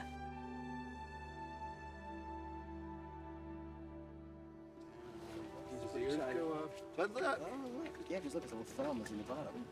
That's kind of good. Yeah, all right. And then it's all right. All right.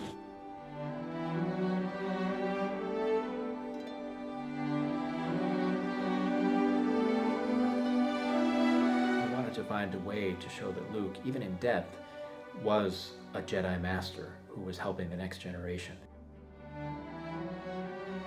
We thought about Empire Strikes Back and how the one thing that Luke doesn't manage to do in Empire is raise his X-Wing out of the swamp in Dagobah. When we saw in Episode 8 that the X-Wing was under the water, we thought, well, maybe this is the way to bring it full circle.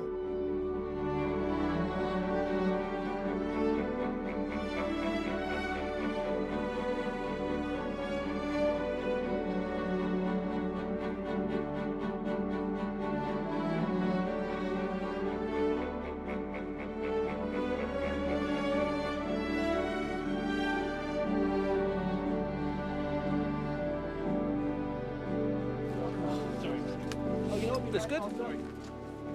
How about this?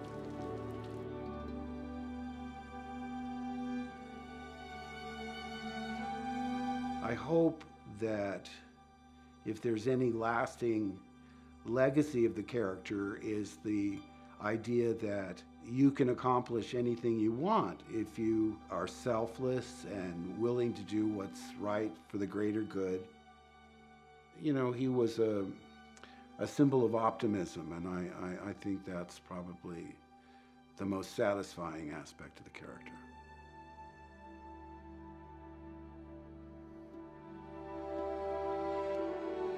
He's every boy or girl who yearns for adventure, who thinks this can't be all there is.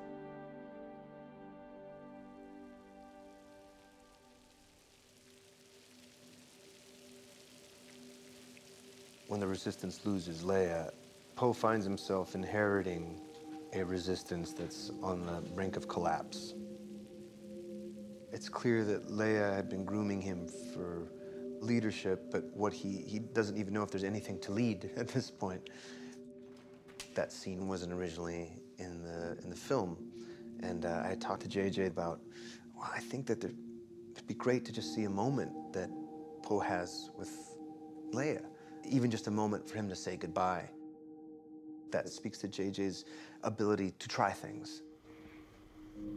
I'm not ready. Neither were we. And so out of that moment of goodbye, Lando shows up and reminds him about family and about friends and about not being alone. We had each other. We were friends. It turned into this catalyst for, you know what, we still have a shot. Something as large as Star Wars, which is a very, very complicated kind of movie, it really needs a lot of people all working together to make it to make it happen. You know, the ending, the last couple of reels of this movie, the number of people who are involved in getting those parts of the story to work and to make sense and to feel revelatory and believable, and there's so many people involved. We're all in this together, and it feels like a real team, like kind of like the way Star Wars is. You feel like you're working on something bigger than yourself. You want to respect what's come before, working towards that blend of legacy and new. We strive to have a great balance of those two things. The balance of the Force is never a permanent, enduring thing. So the idea that this is a story of a character who needs to step up and bring balance in her own way. If you had asked me, you know, in the middle of doing 7, where would we go with Rey, I would say that the headlines would be exactly the same. As we needed our Sith throne, I'd always been very fascinated by this wonderful sketch that Ralph McQuarrie did. It felt like a spiky shadow emerging from the back of a conversation between the Emperor and Vader. The big question was, how do you turn a black pencil drawing that's 1.5 inches across as a silhouette into a throne that's its own thing? Because it was done in a 2-dimensional pencil sketch, if there was another thing that came out here, even, like if you started to feel like it wasn't completely flat. Most of these things are rather hazy. They just feel right, you know, sometimes, and sometimes they don't. So you just keep fiddling until they start to feel right. You know, it's even if there's kind of bits doing that, maybe in the ground near it and up there. The throne, should we say, envelops around you to make it feel like it's grabbing her. The hope at the beginning of the film that Sidious articulates is that the dyad would come together on the dark side, but the reversal is that the dyad does come together, and it is as powerful as we expected, but they come together on the side of the light. One of the surprises and delights for me personally is seeing Adam get to play Ben in this film. The great tragedy is that we don't have him for very long in the story, but when you do, you know, you feel the potential of the person he could have been. Before, there's someone who has the absence of hope. And the thing that we started with for who is Ben then is someone who has hope. There's no more ambiguity about what it is that he has to do. There's no more seesaw that's happening. For the first time, someone who's never had the answer now finally knows his purpose or destiny. He has to let her know that they're together. But I don't know that he entirely is sure what's going to happen from there. Nor do I think he cares. I think it's so long as he's with her, he's on the right path. Leia's Jedi trial happens in Episode 9. The end of her path as a Jedi is fulfilled when her son turns back to the light.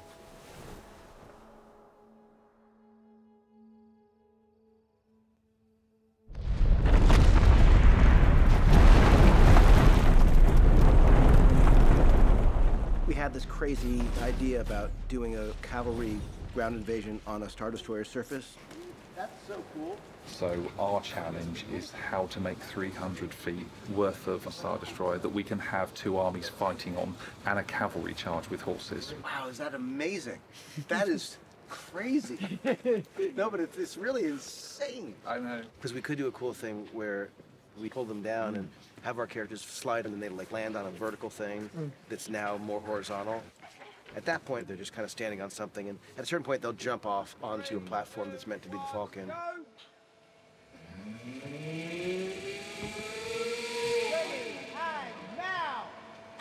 The idea of having humans and human-sized creatures ground invading a Star Destroyer was too much fun, an idea not to try.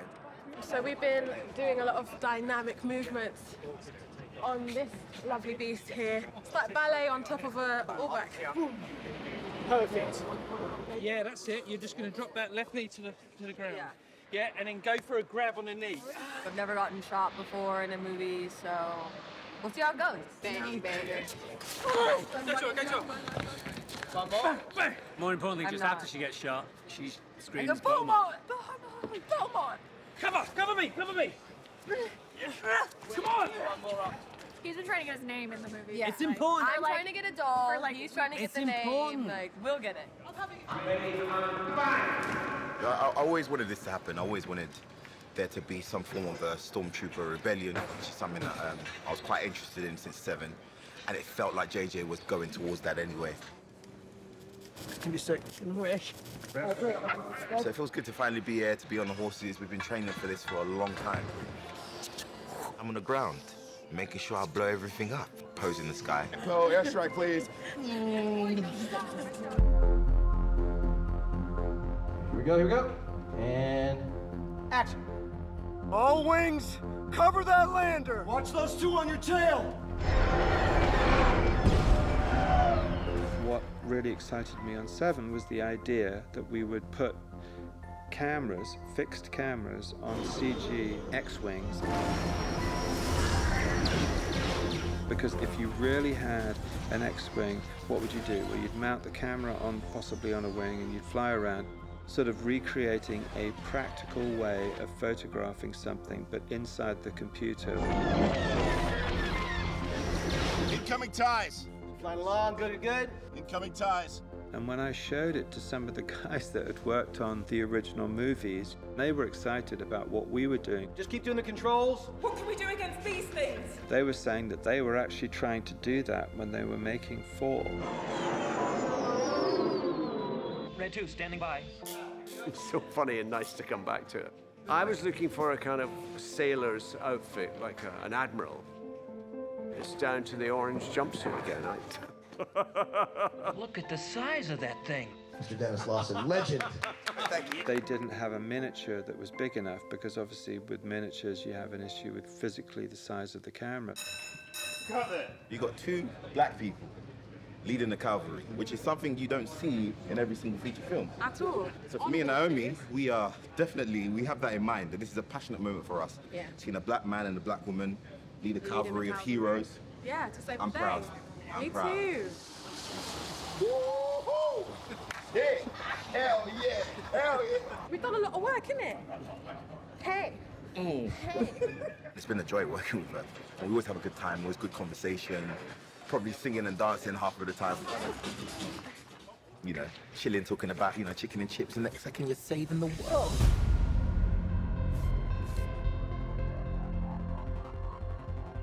It's definitely the underdogs, the little guys, and certainly, a different thing than the Ewoks on Endor.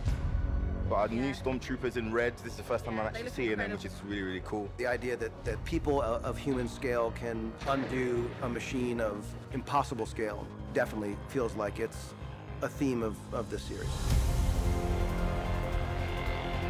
Each character on Exegol is really facing their greatest challenge. Teamwork. Teamwork is a big thing with this. And so it takes great courage for Rey even to enter that place. Similarly, it takes great courage for Poe to face off against the most dizzying array of Star Destroyers. And great courage for Finn to go off that troop carrier and charge, you know, onto the surface of a Star Destroyer. Watch this. This is gonna trip you out, I'm telling you. Okay, here we go.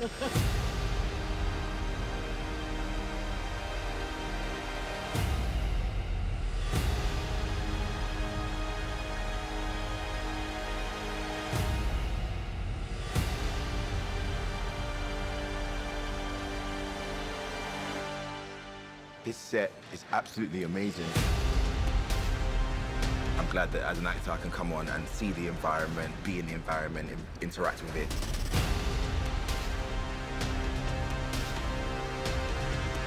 It just makes this very, very real. Just running away from an explosion. Just a little run with an explosion behind us.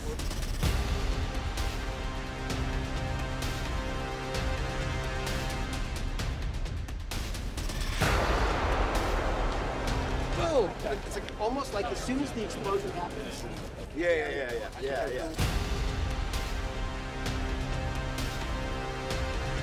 Through to the finish, through to the finish.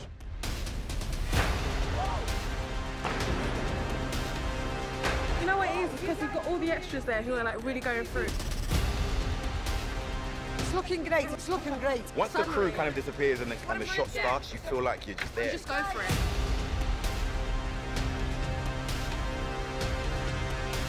John Williams music, proper Star Wars.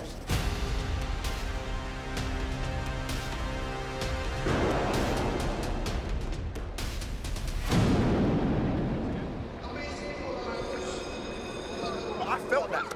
You gotta see this. I felt it. This is unbelievable. No, you have to look at this. It's so good. Okay, just watch this. It's nuts. So look, I mean, the whole thing was crazy. Yes. Come on! Yeah! Yeah! The take we just done before, yeah? We stopped and we were just like, whoo! Let's go again. It's always a funny thing working with people who you like as much as these people. The day is done! It is a bit like being in a family, but it's really a bit like being a parent. Seriously. You ideally love the people that you're with, and then your kids go away. Friends, that was an amazing job. Oh, we really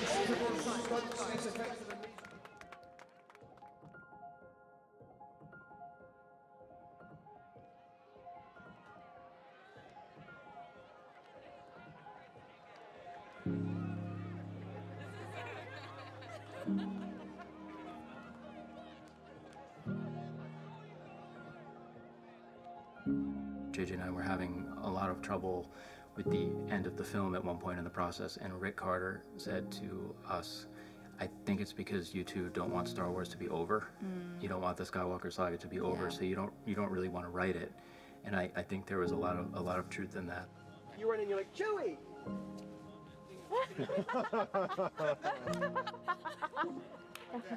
Put her down, and then we do girl talk. Yes. Oh my God. I'm a little bit in shock that we're about to wrap. I feel so grateful and lucky that we have gotten this far, that our crew is so extraordinary, and to see what they've been able to achieve. And it's just getting sad to think about parting ways and saying goodbye. Background. Action.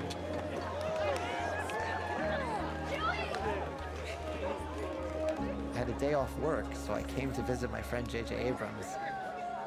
And now we've won a rebellion. The fact that we are getting to the end definitely is bittersweet. Not getting to work with these people day after day, that will hurt. But I feel lucky that I've gotten to come back to work on this again at all. I mean, every day I've been here has been a professional and personal gift of a lifetime.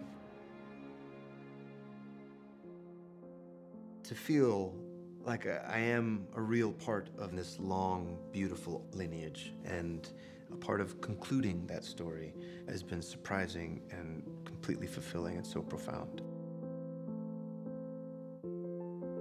I got to do a scene with Kelly just right now at the end of the movie where it's kind of like my life. Like, things have kind of fallen apart a little bit, but we're still here, and it's still important that we're here, even though we miss our loved ones. And it's kind of like a perfect scene for me to do.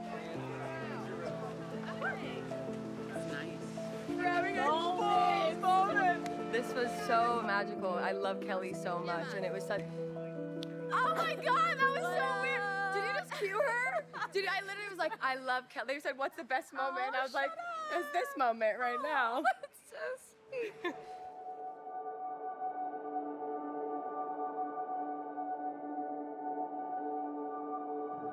It really does feel like the culmination of 6 years of my life.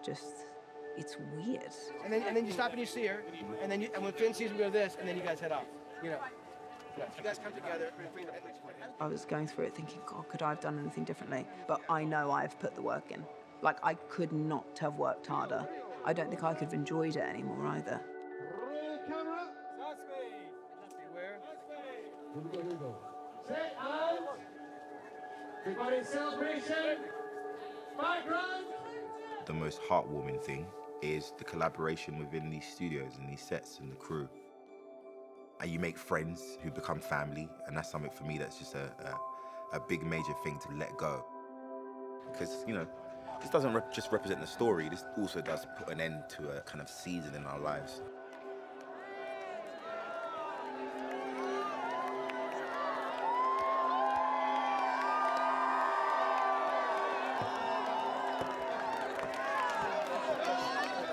Thank you so much for all of your work and your patience and your focus and your dedication and the honesty and the camaraderie. I mean, all of it reads like you are this family. I cannot thank you enough from the bottom of my heart. So cheers. Thank you. That's a wrap. Thank you so much indeed. Thank you.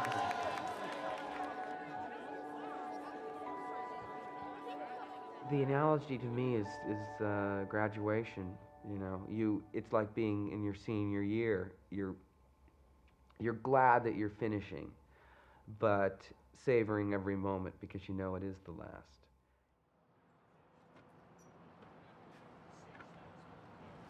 It's been a really fun project to bring Luke Skywalker's home back to life here in Pinewood Studios. JJ was really keen to be faithful to the originals and to have nice callbacks to them. There's a famous shot of Luke sort of leaning over and talking to his aunt. And we want to try and get that same callback with Rey looking in over the shoulder. I don't like it! You're gonna love it! I don't like it, Eunice! I'm not naturally a hugely adventurous person. I defeated the Dark Lord, isn't that enough? It takes me a long time to get over things in general, fear in general. Oh, I really don't like it. It'll be alright. Alright. I really don't like it. That's it. With everything you just did. Behind the scenes, don't never show that bit. Never show that. This is horrible. Eunice came up and made a point, which is, this is how we met Rey on a sled. Obviously, I'd thought about it, but not really the cyclical thing of starting and ending a story in the same way. You know, it's genuinely amazing to see this. It didn't have a blaster hole in it the first time. This was the first set I ever saw out in Tunisia. And now here we are at the end of it all. And I've got to say, kind of a little bit, not sad, wistful, I suppose. We thought we'd finish off Star Wars exactly as it's supposed to be. Miniatures, Tatooine, the whole thing. Yeah, they look back. And then back to the fire, rack And focus that's back fine, to yeah. that. Copy, So- understood. Okay guys, going again when you're ready. The giant track and the Jawas next to it. And showers. Everything is summed up in those moments, and it's part of this book ending what started so long ago. You want to make sure that you're ending the Skywalker saga in a way that feels fitting and emotional and gratifying. You know, the end of this saga has to feel surprising but also inevitable. That when you look through it again, you think of course that's how it had to end. Of course that's where these characters had to go. Of course that's how we had to leave this galaxy.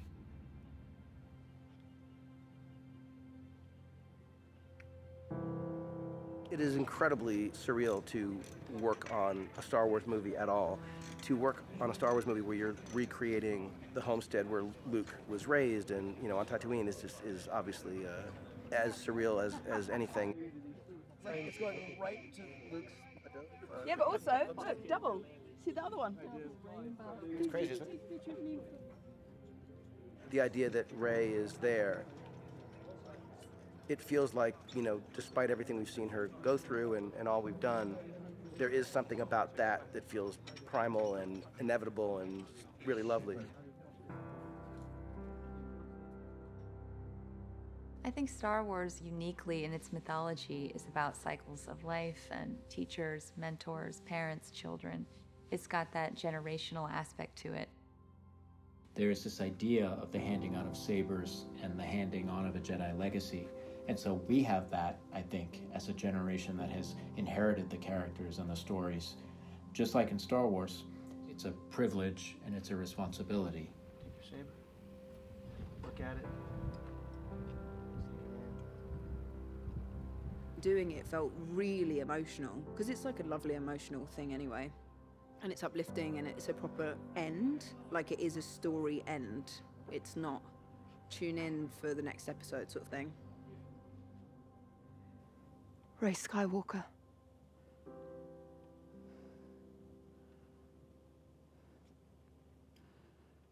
Cut. Good morning. Thank you. That was great, Dave. Beautiful. God.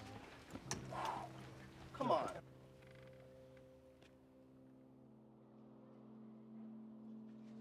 I think everybody recognized that there are giants whose shoulders they're standing on, and a story that's informing who these characters are.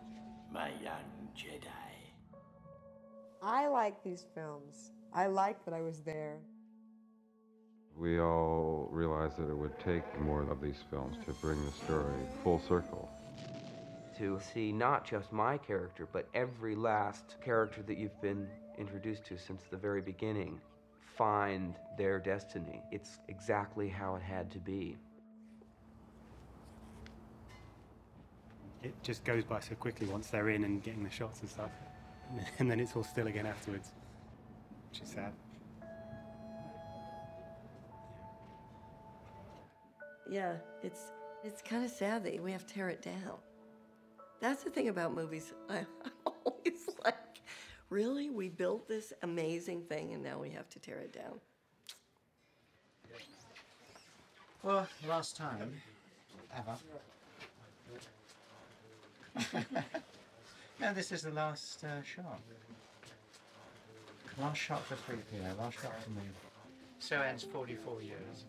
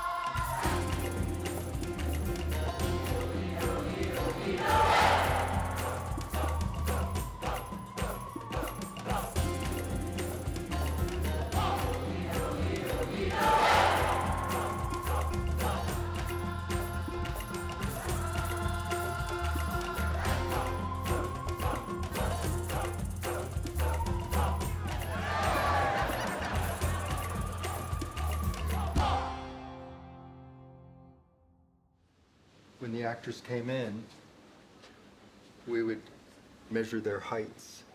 So they would stand by the door, and we would put a little, and then put their initials. Here's Daisy, Alden from Solo. So I don't know who gets this door now that we're going to be. Here's Donald Glover. Looking for Carrie Fisher.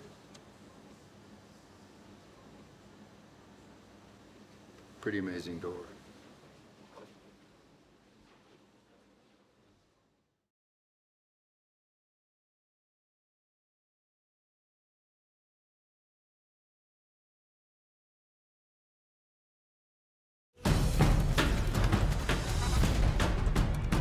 Who doesn't love Speeder Chase? It is part of the Star Wars movies. I immediately went back to the speeders in Return of the Jedi. We did so much twisting and turning. We're all trying to be magicians. Every trick in the book is being used. You wanted to be traveling at 100 miles an hour. How would you photograph it?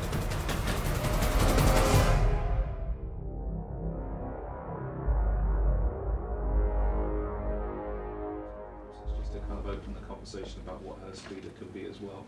This is supposed to be the same colour as the one we used in 7, but on this monitor it doesn't look the same. We had to come up with sort of the character for the speeders to begin with. These speeders are sort of, you know, pieces of junk, really. They're very sort of derelict.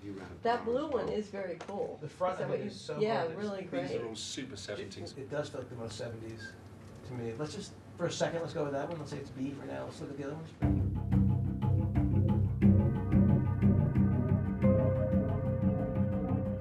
I wanted a speeder bike ever since I was a kid. I spent my entire life working on bikes. Be careful what you ask for. Thankfully, I've just got to make sure it looks good and bits don't fall off. Today we're building a motion base to call it the XY rig. And we went along to Pinewood and we checked it out and see what it was capable of. This motion base will drive the motion of the speeder. So we're trying to test it before we have to ship it off to Jordan. Reset. I take that animation that has been given to us by ILM, place it on the technical rig, and start evaluating whether it will run in the real rig, and make the adjustments necessary to make it slow enough for the machine to achieve it, and then export that data to special effects. We can guarantee that we're going to get the same motion back when we get the actual footage, and add all our little CG bits in the background. Rig it safe. We will be able to put the speeders on a chassis and be able to drive them around.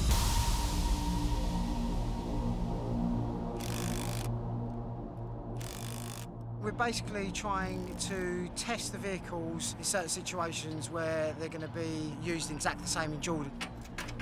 Every day's a good day in the office and you can't really complain driving these. It's good fun. Should we take it apart? No, let's not take it apart. Hey, come on, let's take this apart.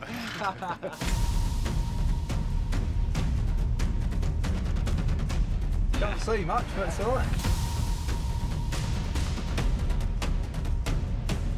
Then we'll let the bikes have another run through.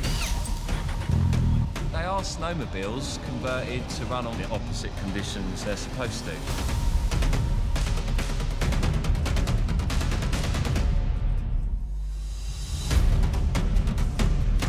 We just need to get these vehicles tested the best we can because they've got to get packed up, and I think it's going to take 4 to 6 weeks to get them to Jordan. We did a bit of a test of it flying through a CG environment, and JJ was thinking, this is great, but how actually are we going to shoot this? Just thought it'd be a good idea to go through these speeder chase boards and any other Jordan questions we may have before our Jordan friends head out. Art department, we're happy with the vistas there. We can find some nice stuff in the background. You seem quite happy with it as well. It's good. It's a good run. When we were out there, there was so much curvature and personality. So the thing for me is, if we pick one place that the dunes can do something cool, it only needs to be 50 feet, whatever you guys call 50 feet. Before we do shots like this, we'll get a helicopter pilot in, all of us guys in a group together, off the radios, you know. Not just guys, Stuart. Guy, well, you know, guys. Guys is plural, it's both genders in this show.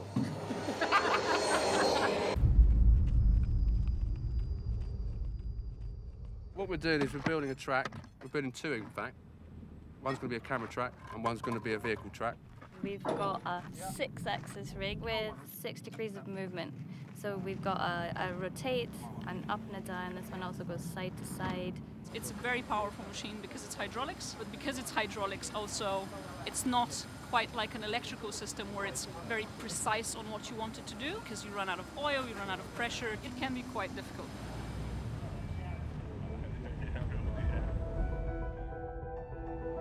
We've built ourselves a kind of green screen stage here in Jordan Desert in one of the wadis here. So we get 5 shooting days here, Tuesday through Saturday, on the XY rig for all the actors' coverage of the speeder chase. Daisy on the speed. Ray? Daisy hooking in. Ray. Yeah, right. It's Ray or nothing. And so a couple days in, I remember walking over to JJ and saying, "Hey JJ, so I noticed that we're doing green screen," and he's like, "So why the hell are we in the desert?" And I'm like, "Yeah." I know it does seem nuts to be in this location and be shooting against green screen. Why would you build a green screen in the desert? And the reason we're here, we're trying to make this as realistically as possible. And it's really difficult to recreate a fabulous sunny day in Jordan. Correct lighting is the foundation, I think, of good visual effects. You can color correct all day, you can do every sort of digital trick in the book, but the reality is, if it's in front of you and it's there, you know what you're getting, it integrates better. And obviously, the more sort of you can shoot everything in the same environment, the better it'll look in the end when you comp everything in together. So that's why they shot it on location there. These kind of gimbally things that rocked the ship around in quite a violent way, Eunice, the stunt coordinator, she said, "We'll be tying you on." And I'm going, "No, I don't want to be tied on." There's no messing with Eunice. I was tied on.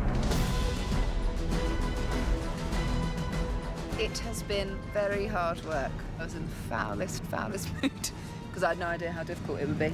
But now everything's settled and it's a bit cooler and we're all feeling great. We lose him, it's like, looks like it, and then you look back, and then boom, boom, it's like, nope, didn't lose him. Nope, didn't lose him, still there. I always like going on location. It gives a much more real gravity to the scene. I understand it more. I feel like I'm really in the environment. I'm wearing the costumes, loads of explosions, stunts. Explosion. All of that. It's like the Star Wars version of the ultimate car chase. His brain works at 200 miles an hour, so you got to keep up. So I'm sitting there literally going, okay, yeah, and then a close up, and then she looks back, and then we pull here, and he's like 10 shots ahead of me. I drew this myself while I was waiting for you guys to film the movie. I always love making discoveries, planning things as much as we can, and of course you storyboard and you shot list. But the truth is that when you're on the set, you discover things that you know you need that you never would have known. He's driving along, right? He makes a turn. I'm looking at him. When he's right around here, the thing hits. And that's behind him. You're looking back over your left shoulder. Over left shoulder, yeah. Boom. That? No, I missed this part. And then the whole thing comes around like that. Twice? Well, we're doing just the second half. Just the second half. Yeah, and it's like still see it. Yeah, I think it's like the shot is the woohoo. Woohoo! Exactly. It's so normal. So interestingly, we need to turn the whole speed around.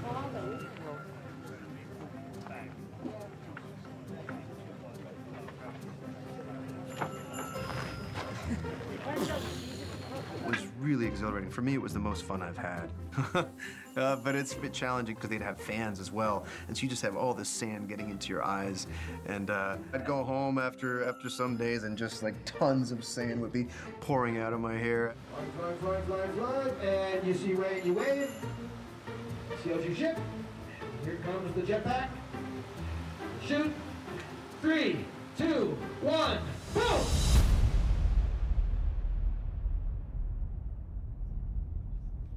Our little man will be right up in here, sort of towards the edge, further in. Minding his business. The shot's here, we don't know what he's looking at, and then it just goes like that. There we go, there's our vehicles for discussing all the moves. So the bad guys don't do that. The bad guys just like, boom, right away make a decision. And no one ever knew how useful they'd be. There's so many variables, you know. We've got helicopter work here, drones, ground vehicles, ground cameras, set to build and dress here. There's so many different factors. We are currently in the Vaporator dust farm. They are legacy items from the original films. Visual effects have done studies on the computer to have the correct distance for the evaporators for the speed of each car so that you can see them nicely when the cars drive through. Claire and her unit were kind enough to not only make the first and last vaporators movable, they're all movable. Unbelievably kind.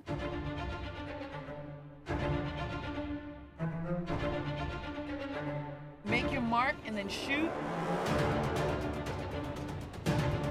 What's fun about second unit is, you know, we would go in first, we get to explore it in its raw state. We would do tests.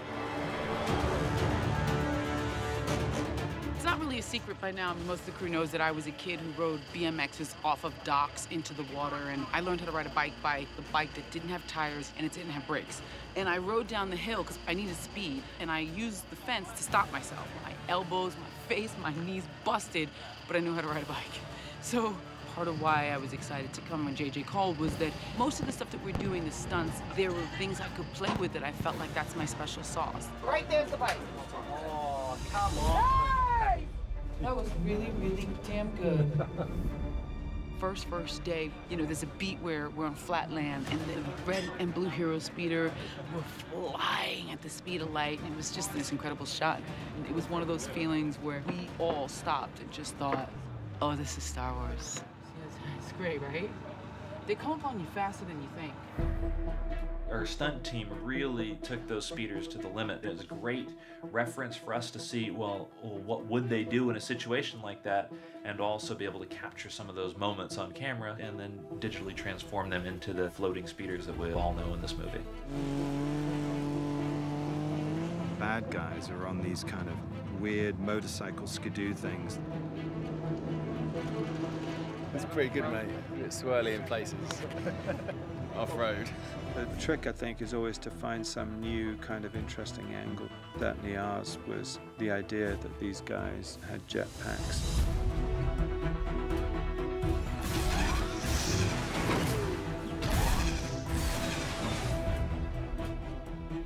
Action!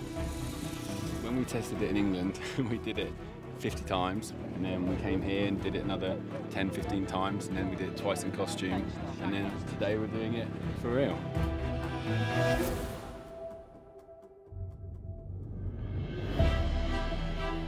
Where the guys fly in the sky came out really good.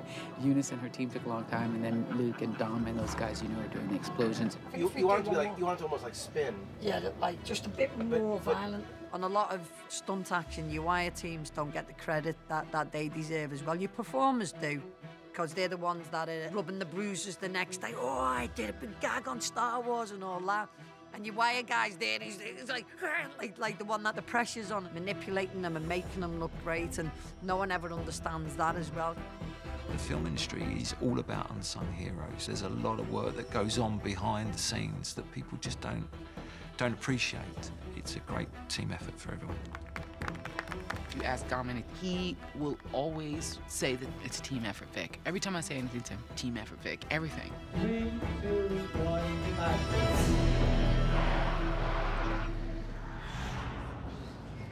We're like this close to locking the speeder chase. Every shot in this is a visual effect, so we will be well ahead of the game if we can get this to ILM. When you start to see the plates coming back and you realize that all the work was worth it, you know, the setup work, we got some really super dynamic close-up shots.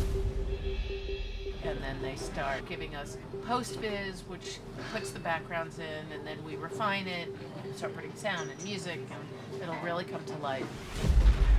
Instead of me and JJ just sitting here going, and then he goes, woo, woo, woo, woo, woo, and then falls down, or there's an explosion.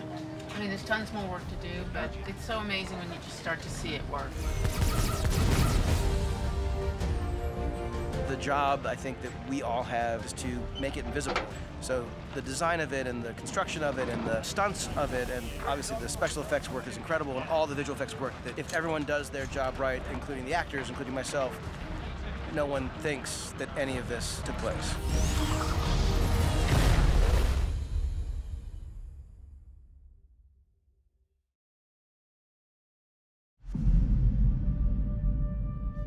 Obviously, there's been a track record of deserts being used in the Star Wars movies to date. And I think it's a lovely sort of harkening back to that history. So scene 54 is the reveal of the festival. And then we find our friends, there's a CG Falcon behind them, and we come round the corner with our friends walking. We come round here, and we reveal 500,000 Aki-Akis and a big festival there. JJ really wanted to set a world for our character Rey to really see for the first time a world full of laughter and life and celebration. So Jordan provided that feeling of a planet worth saving, of a life that was enjoyable to live.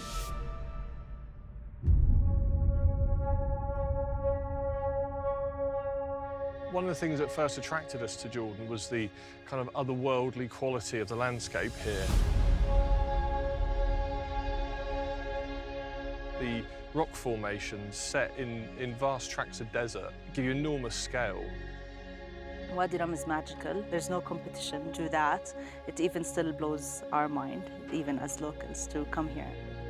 I've been coming down to Wadi Rum since I was a kid. We'd have birthday parties here, ride camels. It encapsulates a lot of what I love about Jordan. It's a place like nowhere else on earth. We've had to bring everything with us. We've had to basically build a small town in support of the filmmakers. And it's been almost a civil engineering project for us, really. We've had to bring in water. We've had to bring in plumbing, places for people to go to the loo, have a shower, all of our catering. There's a bit over 600 UK crew here and a bit over 200 Jordanian crew. But on certain days, we're feeding about 1,500 people. Every single bottle, knife, fork, spoon to do with catering will all leave when we finish up. We have 67 Portakabin offices here, which were built and supplied locally, as well as over 100 shipping containers, 55 of which we brought from the UK, with over 550 tons of equipment. We have UK nurses arriving. We have Jordanian medics and doctors working with us. And we were able to build praying tents for the local crew to be able to carry out their daily practice. We also involved the Bedouin community. They've been able to detour some of the normal tourist routes to give ourselves a nice filming perimeter. And we've had the most fantastic help from the Jordanian army. They're very proud of their country, they're very proud of what they do here. They have a lot of big films come out here to this desert, so they know exactly what they're doing. They've given us access to their ambulance service, the fire service, and loaned us their logistics corps to help us to build roads. We've got like 15 locations in total, spread all over the areas, and first thing we were thinking is how are we going to stop people from getting lost in this desert when they need to access a location? So we came up with what is the ski route system, we're calling it now. So basically every single road which leads to a location is color-coded. So if you want to get to the Shiprock location, you look on the map and it's a blue road. And we basically put blue posts all the way down, and all of the signage corresponding to that is all blue. Also helps with the environment side of it. One of our key things is site management and stopping people just driving recklessly through the desert, because there's plants, there's animals, and we have to just be very respectful of that. We don't have any alien materials that we're building the road with. It's all natural materials from close by. It's well protected. As you know, it's a UNESCO heritage site. And then the army will remain with us whilst we remove the roads that we put in and just returning it to the state that we found it in, essentially. And all that support has come directly from the Royal Jordanian Film Commission. One of the unique things about filming in Jordan is the role that the Film Commission plays. It's kind of like a one-stop shop for filmmakers. His Majesty the King has been always supportive and believed of this industry. Not only do we function as a film commission, but we function in many ways as a second production office.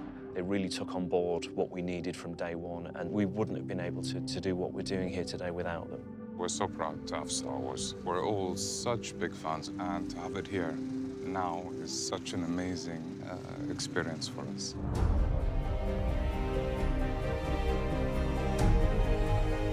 It's an exciting period at the moment. I think we're going to start having a few longer days and sleepless nights, but it's a little bit like being the advance party for the circus pulling into town. I'm glad that main unit's almost here. We can finally start work proper. What do you mean? Been out here for 2 weeks. Mate, we're ready for main unit. Come on, main unit, bring it on. Here, in Jordan. If you look around the insanity of what's been done here to provide us the ability to shoot 3, 4 units at the same time. Main unit, second unit, aero unit, visual effects unit has been phenomenal. They've never had anything as big as us here, and they've met that challenge full on. Nothing is impossible. 3, 2, 1, action!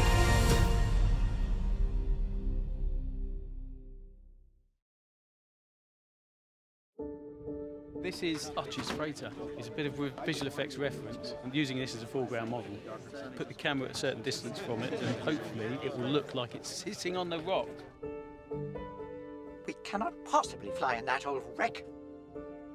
Ochia Bassoon's ship is, of course, something that Ray first saw in episode 7. Although at the time we didn't realize that it was Ochia Bassoon's ship. I've seen that ship before. The day my parents left, they were on that ship. Ochia was a Jedi hunter who was loyal to the Emperor ever since the days of the Empire. He's an evil character who essentially functions as the assassin. He was going to Exegol with Ochia of Bastion. Why was Ochia going there? To bring a little girl he was supposed to take from Jakku to the Emperor. And so in the course of the film, Rey ends up aboard the very ship where her parents were killed. We've been talking about how to make it feel like it's 30 years of abandonment. I would do a pass where we lose as much of the Imperial stuff and just put in just weapons and that kind of stuff. And the idea being that it's of the era of the Falcon, so it's got a very, very retro feel to it, but I was very deliberately wanting to make sure that you never thought you were in the Falcon. This is great. So I was looking at a lot of the original Eagle lander from NASA, and I found this lovely picture that had yellows and teals, strange colours from the kitchen in my house in 1975, from where my mum was cooking. Watch out for the ramp opening. Our heroes will come in, Poe will sit in the front, and as he turns everything on, the louvers will open up and the light will flood into the ship. It will very clearly be a very Star Wars ship, but hopefully look very new to everybody. Track 2 to 1. Track 2 to 1. Beam up. And so 3, 2, 1, action!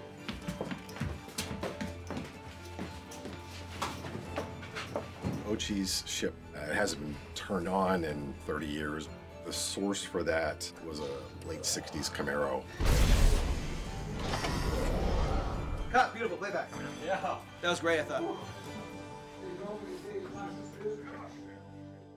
Hello, hello. Hello? No, thank you. Looks like someone treated him badly. It's all right. You're with us now. JJ loved this idea of a wheel, and he loved this shape, this pointy shape. It's a simple shape. Obviously, it needs to have a color, and that'll be a lot of it. Always about simple silhouettes. That's what works beautifully in Star Wars. As much as BB-8, you can distill down to a hemisphere and a sphere. This droid can be distilled down to a triangle and a circle. Wait, what, cone face? Deal. The scene on Ochi's freighter where BB-8 finds Dio and brings him back to functionality. It was quite challenging as well because it was just pure puppetry, because it was just, we had to get in there and hit the marks and introduce this new character into Star Wars. Like a duckling, he sort of latches onto the first sort of thing he sees. He's a very sort of fun, constantly moving, inquisitive child. It's more of a child than BB-8. Hello. No, thank you. No, thank you. We started some Dio sound design for his vocals. And that went through a dozen different iterations before we landed on where it is now. Hey, don't touch that. That's my friend. Sorry. She is gone. Yeah, she's gone. I don't know where. I miss her. That's JJ. He kept telling me what kind of voice he wanted. He kept telling me what kind of actor he wanted and different traits of what that droid was like. And in the back of my head, I was like, that actually sounds like JJ. There was a scene I had to do with just Dio. We're in Babu Frick's workshop. And C-3PO, for all we know, is gone. Oh, boy. Like, it's horrifying. So I have to walk away, and I had to sit there. But Dio just goes, squeak, squeak, squeak, squeak, squeak.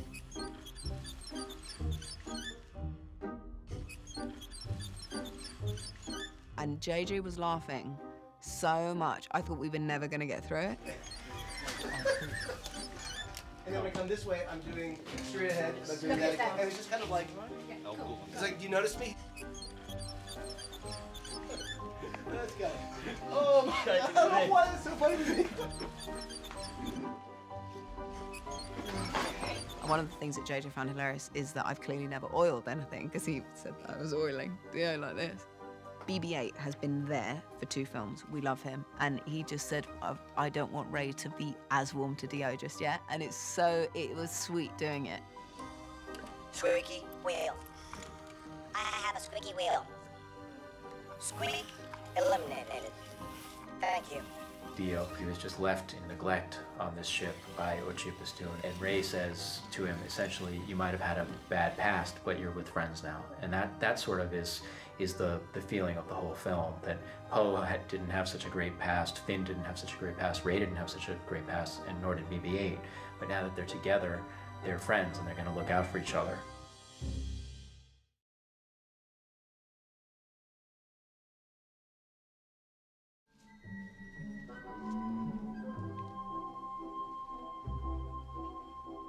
Who are you, and what do you want? I'm Warwick, and I want a job.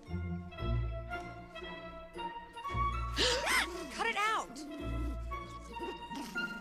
Well, it's fun, really. Yeah, it's great fun. But there is a lot of waiting around, you know. You do 1 and 2, 3 work together. One more time, last time. You do your hand stretch. Back in 1981, my grandmother heard a radio commercial in which they were looking for short people to be in the new Star Wars movie.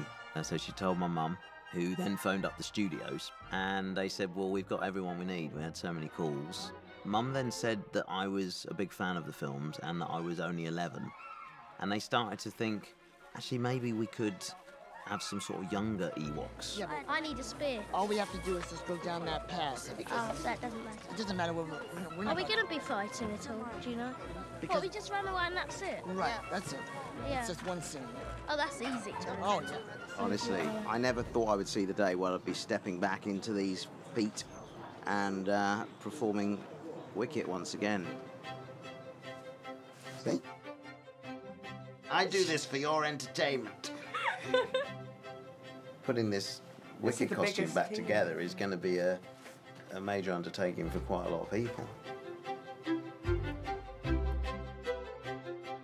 It needs to feel the same for you. I think at the minute, I think these are going to definitely have to move up onto the top of my head a bit more. Ah, some spear auditions. Yeah, spear or star. That's good, I like that one. This is like old wise man. Yeah, that's like Gandalf thing before, yeah. When the fur's on, that's whether you see whether it kind of the shape and everything is working or not. Looking over and seeing my son Harrison there, oh, it's fantastic. It's really, it makes you very proud and evokes a lot of memories of when I was first having fittings. I was excited, but also I didn't really know what I was getting into, whereas Harrison kind of has a better understanding of what he's going into here and the kind of the scale of the whole thing. Warwick's happy. Our actual Ewok is happy with our new Ewok. You've got to be pleased with that. Team Wicket. Come on, how cool is this? Isn't this crazy?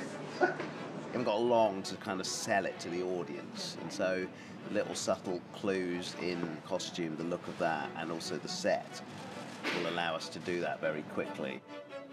I guess we're calling him Wicket's son. You know, I think in reality he's my son, but also in within the Ewok tribe, Wicket has indeed produced an offspring. He's older and wiser, and he has a little scamp to handle now. So you can imagine the scale of what you're seeing. Yeah. Huge Star Destroyer, like plummeting down. Today we were blessed with 2 performances from 2 fine actors. One is a Star Wars vet, and one is a new Star Wars vet. I'm immensely proud of Harrison and what he's achieved today. because it's not easy in this. You know, it's difficult to move. It's extremely hot. You can't see. You can't breathe. And he did a sterling job. I cannot tell you how wonderful this is. Thank you both for doing it. So how was that? Good. Pretty good, huh? Yeah. I managed to sort of wrangle my way into episode 1. I actually had to drop a lot of hints to George all the time, be sort of pestering him, basically. I used to send faxes back then, saying, I hear you're making a new film soon, just remember to kind of write a short character in for me. I mean, it was as blatant as that. I imagine Lucasfilm were like, we're using a lot of fax paper at the moment. Congratulations, you're liberated. Scoot. But yeah, I never take it for granted either, because they don't have to ask me to do these things, and they don't realise, I don't think, how much pleasure I get from doing it. Playing a droid or an alien character or what have you, yeah, I love it. I mean, I can't... It makes me smile when I think about Star Wars. Come on. Well, this character's very special to me because he gave me the career in acting that I have. You know, without having performed Wicket, I don't think any of the things would have happened to me in my life. It kind of fulfilled a childhood dream to be in Star Wars and then to go on to kind of meet my heroes in the flesh, you know, in the shape of Han Solo, Luke Skywalker and Princess Leia. I mean, it was the most amazing thing in the world. Well, I like putting the costume on, and that's when I've got it on, it feels good. And it's just nice to feel that you're in Star Wars. And so when you see it in the cinema, you'll say, that's me, and yeah, it'll be good. Well, work. It wasn't easy, but we couldn't have done it without you. That's all right. Thanks a lot. You worked really hard. Yeah. Bye-bye. Bye. See you. I'll miss you. Give my loves to the Ewoks. Okay. Sure will.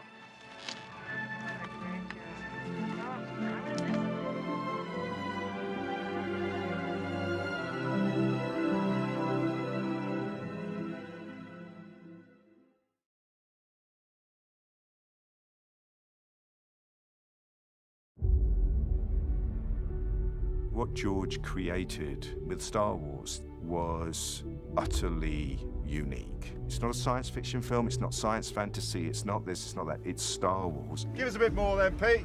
Okay, yeah. In Star Wars, creatures definitely feel like a theme of this series. This amazing puppetry and animatronics is awesome. There's a believability in Star Wars. So when approaching a design, we reference animals and familiar things that help that alien to look like you've sort of maybe seen him before somewhere. The head shake is amazing. Yeah. Give a bit more shake, Liam, on the head shake. That is so good. Jim Henson, the man who I owe so much to in the fact that he gave me my start in the film industry and always said to him performance was everything. And so to me, when we've created a character, whether it be a droid or whether or not it's a puppet or whether or not it's a character that takes 10, 15 puppeteers to bring to life, that is the point in which they bring their skills and their artistry to it. Oh, I'm lovely. You guys. They are all actors in their own way and they all have their own personalities. What do I do with my teeth? This is good stuff. Look. Oh, no, hey, you know that's not tasty at all. Here it comes. Yes. Together we work as a team and try and make it look as realistic as we can. When you've got the head on, of course, you can feel a little bit isolated. It's really great because I've got Mike in my ear, sort of essentially guiding me, making sure I'm safe. So it's really quite nice to have him there. We can, you know, he keeps me company. Looking amazing, guys. Who's inside today? Tom. Hello, Tom. Tommy's here. Well done, Tom. Thanks, Tommy. I do pity the guy inside, though, Tom. He's putting up with a lot of discomfort, a lot of heat, and a lot of weight. And walk backward. It's quite a heavy thing, so it takes a bit of muscle, and it's quite uncomfortable. But it's all for the love of the movie. He walks backwards. Yeah, he walks backwards. At the end of the thing. He's got a little camera here. Adam, we'll just... That's how you guys do it. Yeah, he's got you, Paul. Thank you. Well done, Liam. Thanks. I'll give you a race. Still quite sweet. The great thing about all these characters, they have such a different type of personality. Hey. Oh, yeah. We talk about what kind of character these aliens are, if they're a villain or good, or you don't trust him, or if he's a pirate alien. We are a manufacturing process, ultimately. Everything we make has to go through a series of processes in order to be realised as a Star Wars character. They're all pretty much a bit of a collaboration. Each one gets weirder and more wonderful creatures. Yeah. This is Claude. It's a nice process to see from beginning to end. You get your performer in it and they bring it all to life. Neil loves a good show and tell, doesn't he, Fiona? He does. It's very exciting, very enthusiastic. Let's go, Paul. One screen. Okay, cool. Hug him, Oscar. Great job, sir. Thank you. I love the creatures. I actually treat them like they're creatures, like for real. Look straight, yeah, that's it. What I love about Star Wars is that you're dealing with a healthy use of practical effects, which is brilliant. And so this is a good opportunity for us as actors to react off real stuff. Practical effects is what Star Wars was all about originally. You know, things like the Rancor and Tauntaun and stop motion. This time around, we're trying to do as much as we can practically. Maz, for instance, is a character that we all know from Force Awakens. Maz, up to this point, was computer generated, and with the animatronic version, we had one person in a motion capture suit doing the upper body. When I puppeteer her, she picks up all of my breath. If I move my head slightly, it really follows. And we had a person lip sync live and perform the mouth, which is a bit like puppeteering a sock puppet, but actually doing it through 2 mechanical gloves. It really is incredible. You want to take a photo? I would love to. If I could. It's extra money for a photo. I love to stand up Maz. Just put a brick wall behind her. You know, I'm here all week. Try the veal. It's very good. This is for you. As many expressions we got in here, sometimes they need that specific expression that maybe our mechanics lack. Then CG comes in, which I'm totally fine with because, especially on this film, it's been an amazing collaboration where we help each other out. We rely so heavily on all the brilliant people at ILM. I can say to Roger Guyad, who's the visual effects supervisor, there's the puppeteer on here with a rod. Do you mind getting rid of him later? And it's like, no, we'll get rid of that. So that relationship is one that is very, very close. Obviously, creatively and economically, that has ramifications. Are other native people we could have on ordinary naked horses, and Roger could help us out later on. Copy that. Okay, it's 1:35.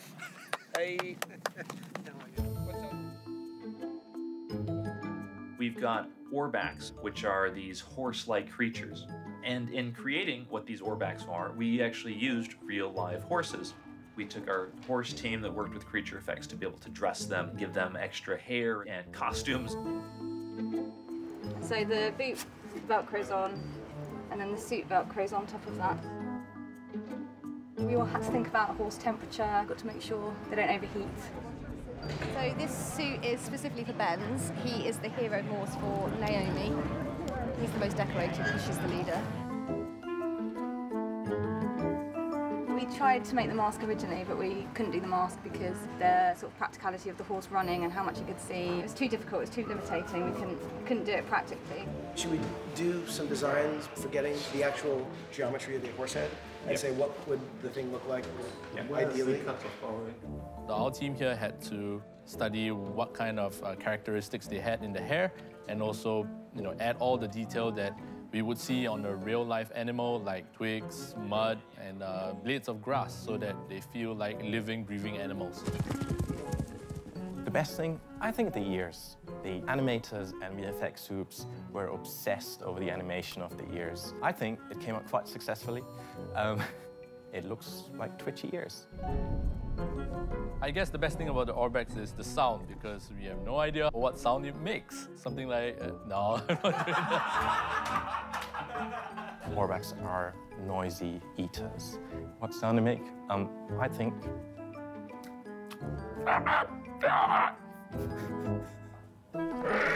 No, thank you. No, thank you.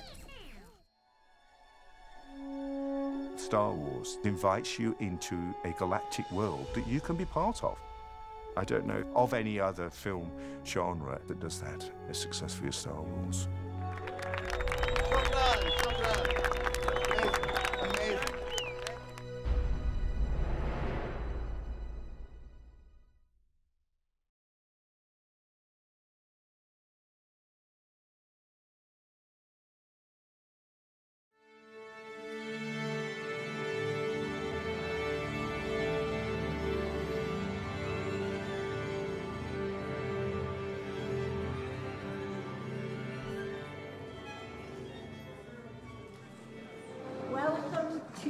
Star Wars 9. Good morning, everyone. We're starting our new Star Wars adventure today, as you probably have noticed. When Kathy Kennedy called and said, would you work on episode 9, literally one of the first things that crossed my mind was that I would get to work with John again. Like, literally, it was one of the things I thought, oh my God, I cannot not do this. So we're going to play now the first piece then. 1976, when I was 12. Okay? And it sounds like this. We play Star Wars and you know this.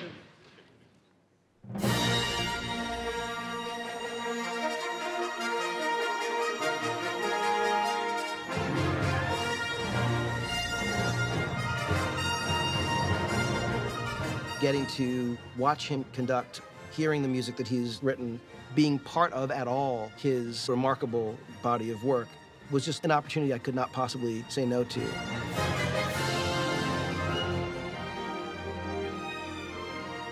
To go back to the beginning, the first day we did Star Wars was the first day that a trumpeter called Maurice Murphy had been admitted as a member to the London Symphony Orchestra. So the first service he did was Star Wars recording #1, and he came into the stage and blew that top C, which sort of blew the world's head off.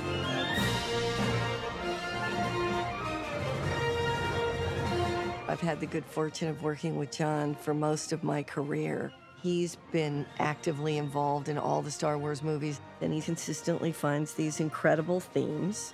And you sit there saying, how in the world does he do this? Hey, listen to me, Chewie!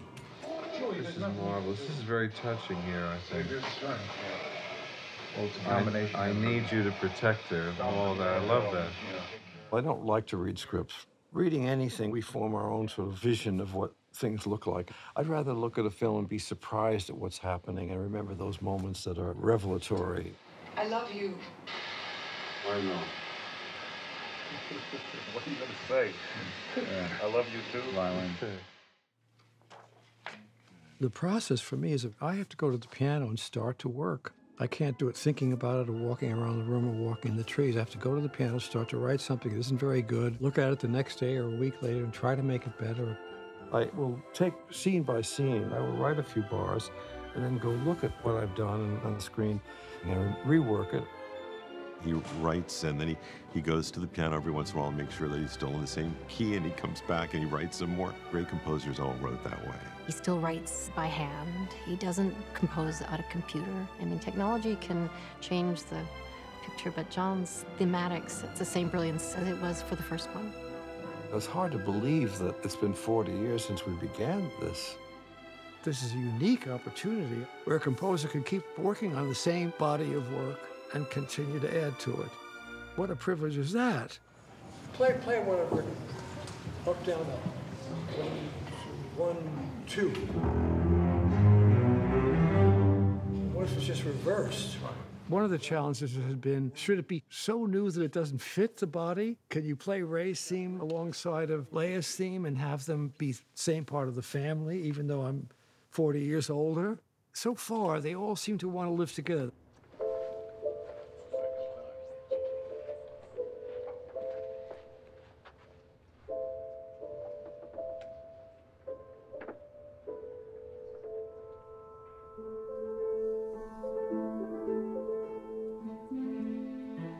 With Rey, writing a theme for her, she was little more than a child in #7. Her metamorphosis, if you like, from 7 to 9, she's an adult now. She's become a magnificent woman.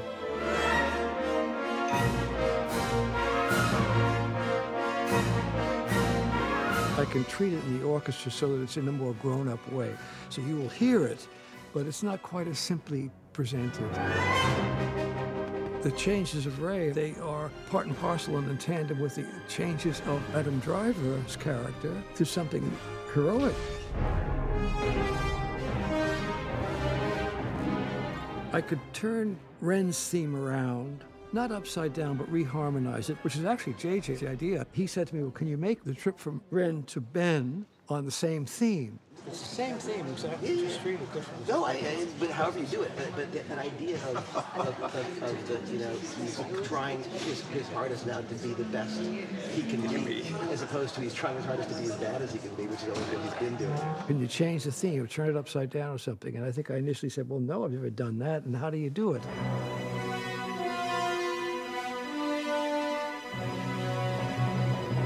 But it worked out where his evil theme morphs brilliantly into a kind of a hero theme by a change of harmonic support and so on.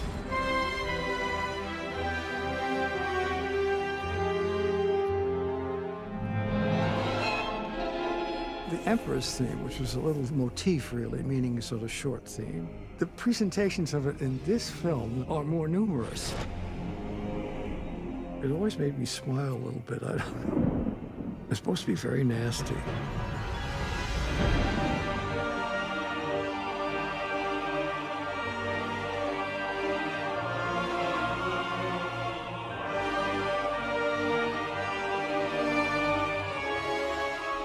I think it's very powerful, these challenges of force against force that our heroes bring up against the all-powerful one. I am all the Sith.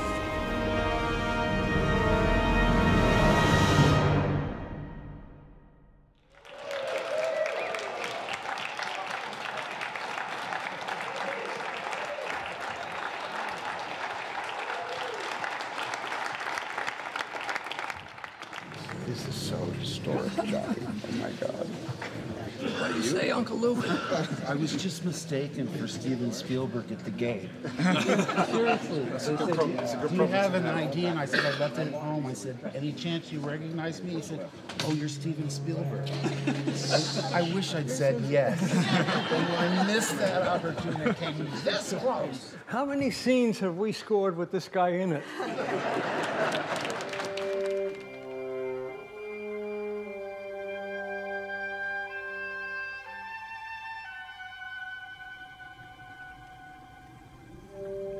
Yoda lifts it in The Empire Strikes Back.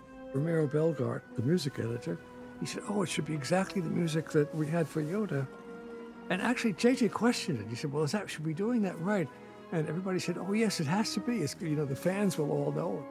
So we went back to the score of Empire Strikes Back to get those bars exactly out of them. That actual little central piece of taking the ship up is exactly as we had it before.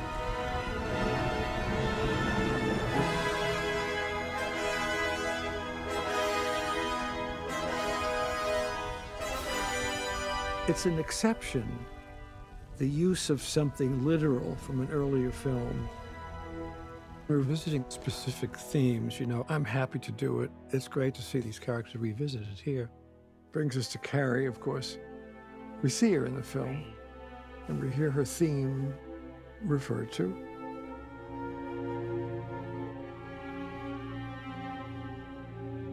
And I feel very good about it. It's nice that she's still with us anyway and part of it.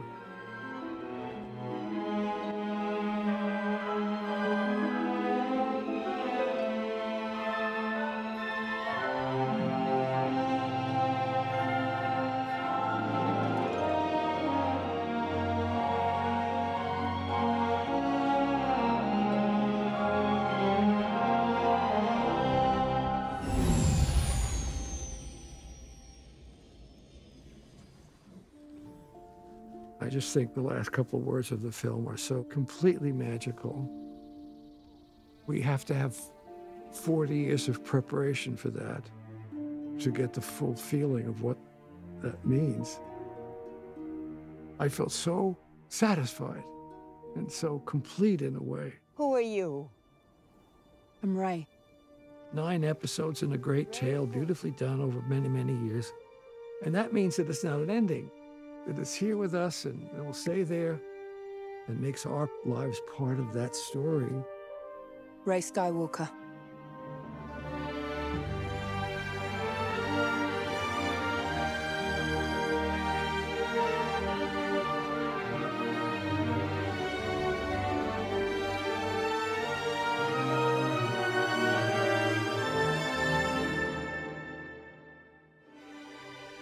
The last day of recording on films like this is always a little bit emotional.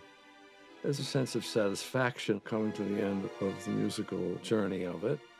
But there's also a little sense of feeling sorry that we won't be meeting again next week to record some more Star Wars music. I would be quite happy to have it go on indefinitely.